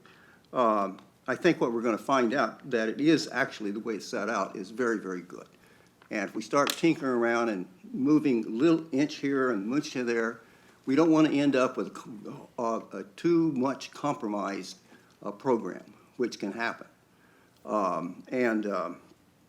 I think there's some good things to look at on this. A little concerned about being too, how you hit that soft spot or the best spot in how do you make a decision that somebody is not meeting the contract. And I've done work, it's been eons ago, but with a big law firm when I was in D.C., and we did stuff kind of like this in terms of this, and even with other kinds of contracts and things, you're always going to have a certain number of people or certain groups who kind of don't quite come up to par, and they want to have an excuse on it. And again, it's looking at what is the good sweet spot in terms of, a penalty, so to speak, for not living up to the contract. If somebody doesn't live up to the contract and it's pretty egregious, then just saying, well, try harder is not going to help. The question is, you know, a 2-year or a year off, is that, maybe it needs to be more graded in a sense. But again, we could overload this thing with something that too many, well, if you don't do this, you can do this, and then it becomes very difficult. And people may not even want to do it if it's so difficult. So I think it's, I think you've got a really good program. It's a matter of listening and then coming back, and we probably have some more comments on, some good comments have been made here. But I'm just concerned that we don't get a little bit like, oh, we've got to do something better and change this around, because I think it's a good program. And nothing's ever perfect, and we can learn as we go. We can always modify things if it comes up. And if people, you know, so don't get, all I'm saying is don't get too down the line of, well, we got to revise this whole thing and change it up. I think it's a great program. We can make it work. And so thanks for the work you've done so far. Okay, Councilmember Barksdale. I'll keep it brief. I appreciate all the work, staff, that you've put into fleshing out more of the details and bringing this back. And I think the additional process makes sense. I would just ask if we could, as I think Councilmember Zion mentioned, expeditiously. So, especially so that, you know, there's an opportunity here for our community to benefit, you know, from upcoming bid cycles, and that would be, I think, very impactful for the community. As I mentioned when I started the introduction, I think this is a win-win opportunity, and I'm always inspired by the stories of how providing an alternative, you know, approach to earning, you know, and gaining a skill and being able to support your family and not having to work several jobs. I'm always inspired by those stories because cost of living is going up. And, you know, we talk a lot about affordable housing, and I am a huge supporter of making sure that housing is affordable. And the other way that we can help people is to help them earn more. And when we decrease cost of living and help them earn more, I think we're making a really big impact. So I guess my question would be, when do you anticipate that this might come back to us? And would it be possible maybe to have a draft ordinance come back with your recommendation at that time? Yeah, I think we will have to pull together the list, which is getting lengthy, and start making calls and get through that. I could see that getting through that process within a few weeks to a month, as Councilmember Zahn pointed to, and then getting back on the calendar. So I will work with Charmaine on scheduling and trying to understand the best way to move this forward and get it back expeditiously. I think we're hoping for a draft ordinance because this is awfully close. Yeah. And so after all the public process that you go through, I'd appreciate it if it's possible to bring that back. Yeah. Great. Okay, we're good. Very good. All right. I think that's it. Am I right, Deputy Mayor? No, we have one more. Do we? Yes. Oh, all right. It's written, but. We have in our packet intergovernmental affairs, which is actually a very good read. I suggest it. We're not going to speak to it tonight, but if there's any comments or questions on that? Could I ask one question? Yes, you may. Thank you so much. Good evening, Genesee.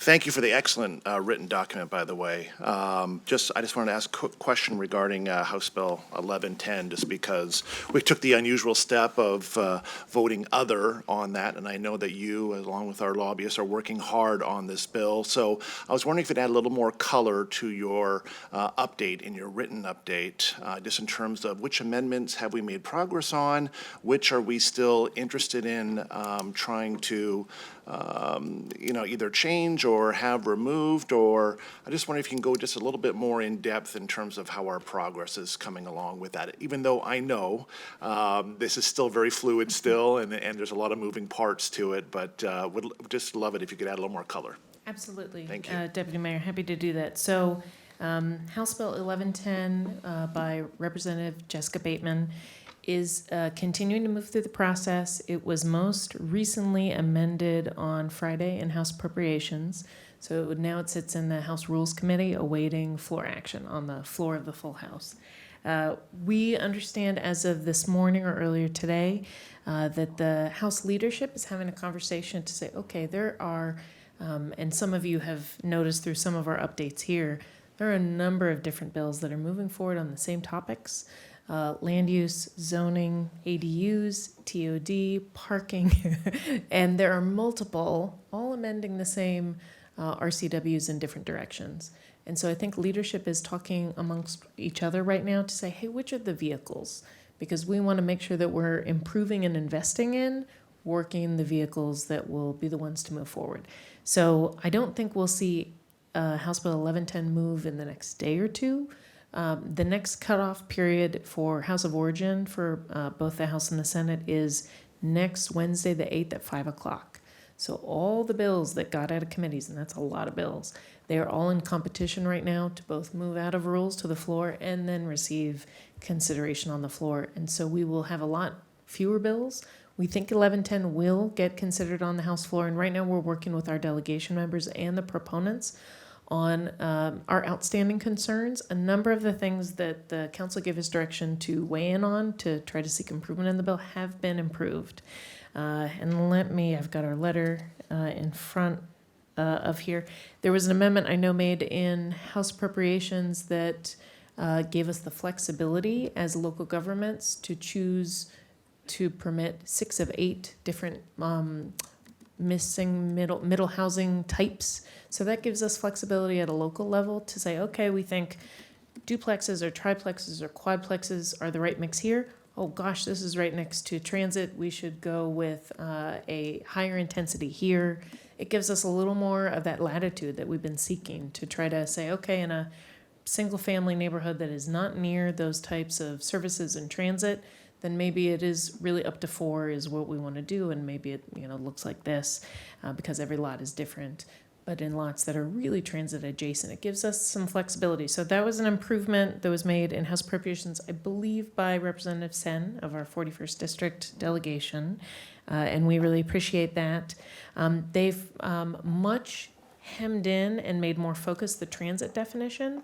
In its original form, it included all fixed route bus transit that came, I think, as often as every 20 minutes or so. Might have been 15, I can't remember. Oh, I think the original might have been half an hour. It was not that frequent. Now it does not include regular fixed route bus. Now it includes bus rapid transit and fixed rail, fixed guideway rail. That, again, was an improvement because otherwise the map that would go up to 6 per lot was looking like a lot of the entire geography of Bellevue. And so this makes it more focused in. So that was another improvement that was made that aligns with our one of our other top concerns. We improved the parking requirements, again, in alignment with our letter. The original version had said, I want to say, it gets into quite a lot of detail, but it was one requirement, within the walkshed of high-capacity transit and one further away. Those were originally per lot. We got those changed to be per unit. So that really changes the amount of flexibility, again, that we have at the local level for parking permitting.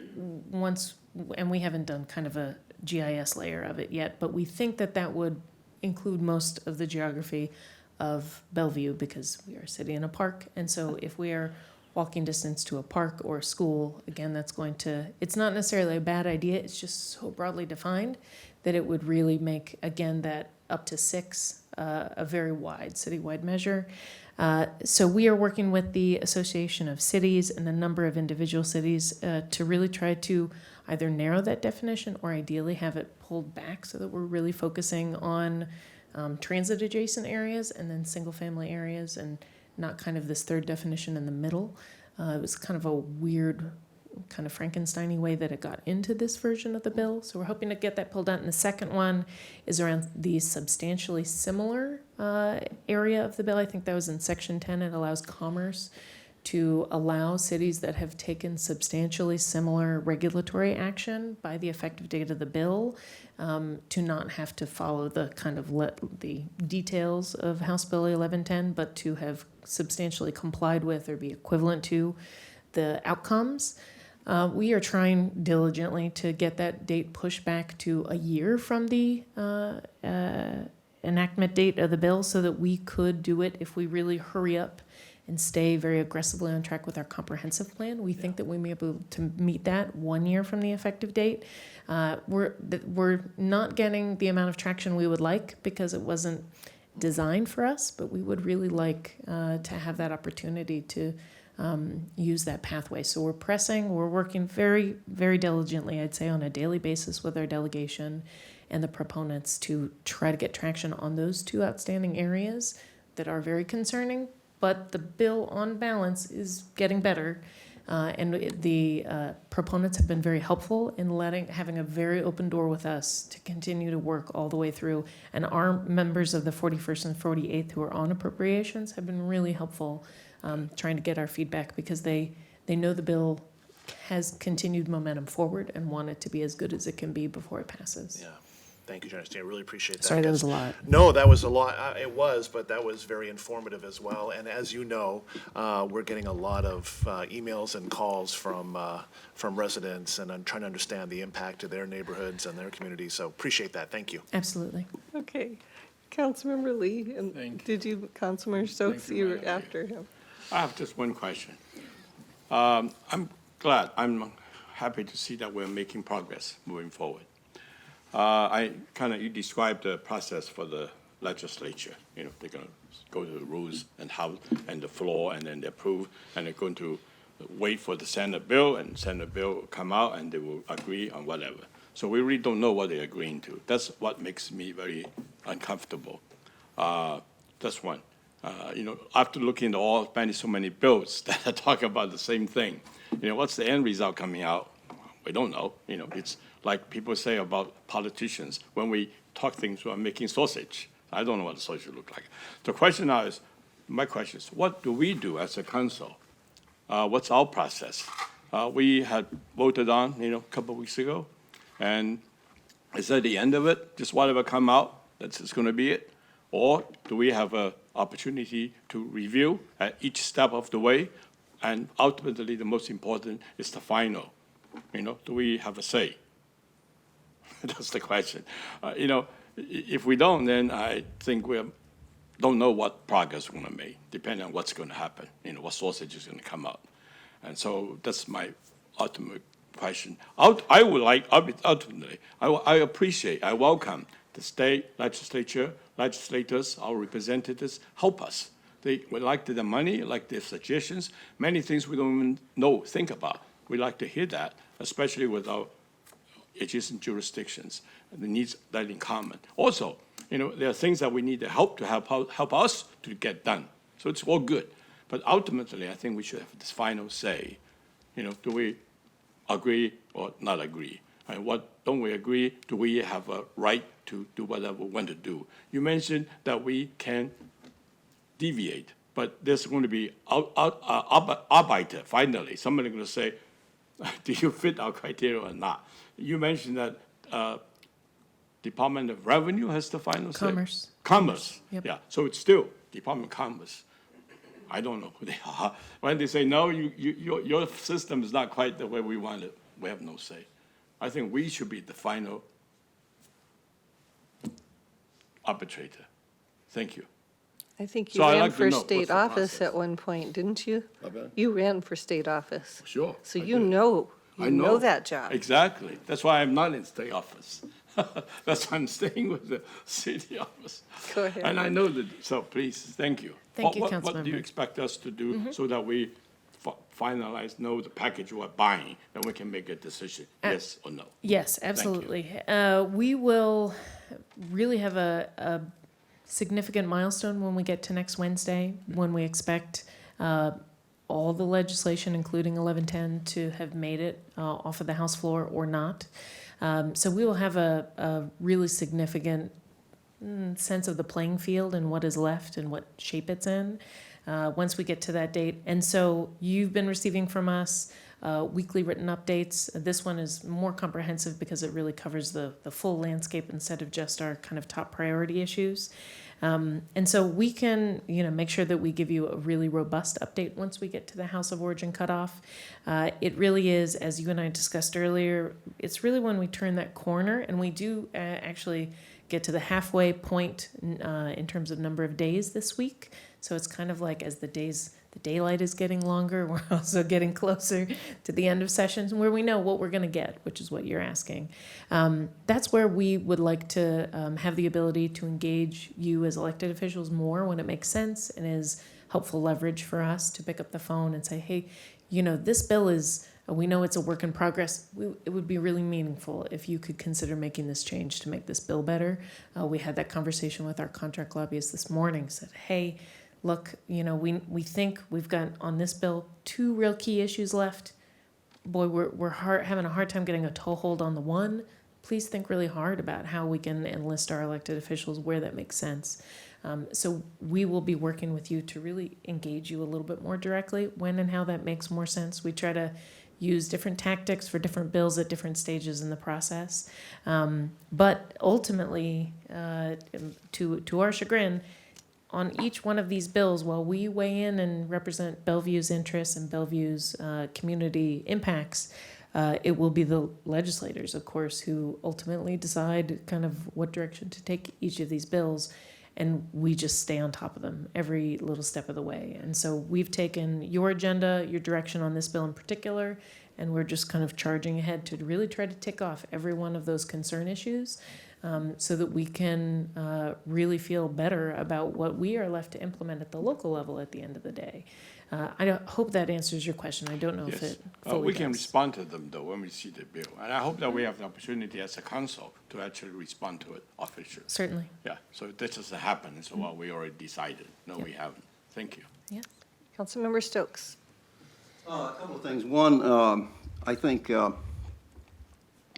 that what we're talking about now shows the wisdom of the advice, and what we took a vote, on is to not say we don't like this or we like the bill, but we want to work on this. And I think this is absolutely the best way to go on this. Otherwise, we'd just be sitting here and everybody else be telling us what's going to happen. So we're in a good spot on that, and you're doing a great job. And we voted to go in this direction.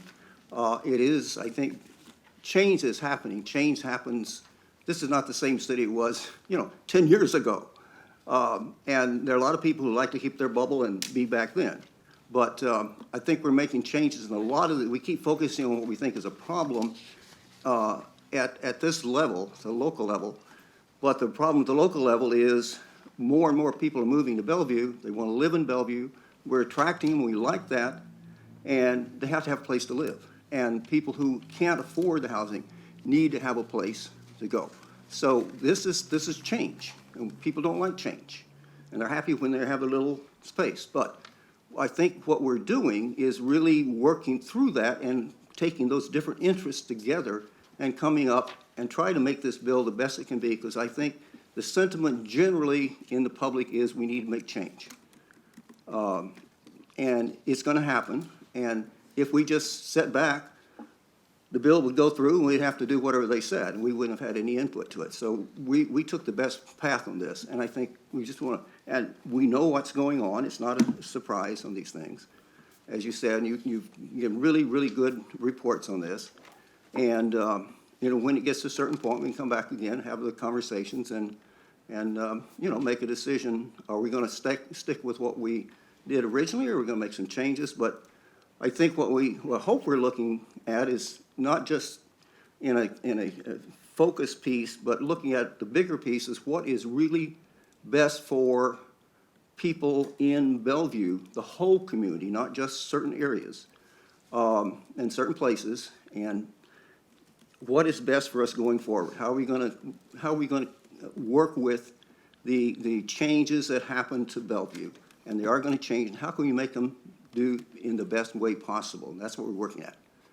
So I think we're in a good spot on this. And from what I'm hearing from people is that Bellevue has been very influential in helping get to this place. So I think we're on a good path, and looking forward to going through and seeing where we take that. And our challenge then is how are we going to make it happen in a good way. And I think, again, your work and is going to be a big part of this to make sure we are in a good spot going forward. So I appreciate that. Thank you. Thank you. Councilmember Zahn. Yeah, just two quick points. One is I just so appreciate our lobbyists and you and Lacey Jane down there doing the hard work for us and making sure that our voice is being heard so we can shape the bill to remove and minimize the impacts that, we identified in the letter. And then I would say the second one is, they're going to be pivoting to both the operating and the capital budget. And so it'll be really important to make sure that we are advocating for the budget dollars in our ask and make sure that we can be represented in that budget. So just wanted to thank you for all your work. And we know that Sunny Dai is still quite a ways away to April 23rd. And so just thank you for your efforts. Absolutely. Thank you. Thank you. Thank you. Really appreciate it. Absolutely. It's my pleasure. Okay, keep fighting the good fight. We shall. Okay. Thank you. Bring the money. Meeting adjourned. Yes, sir.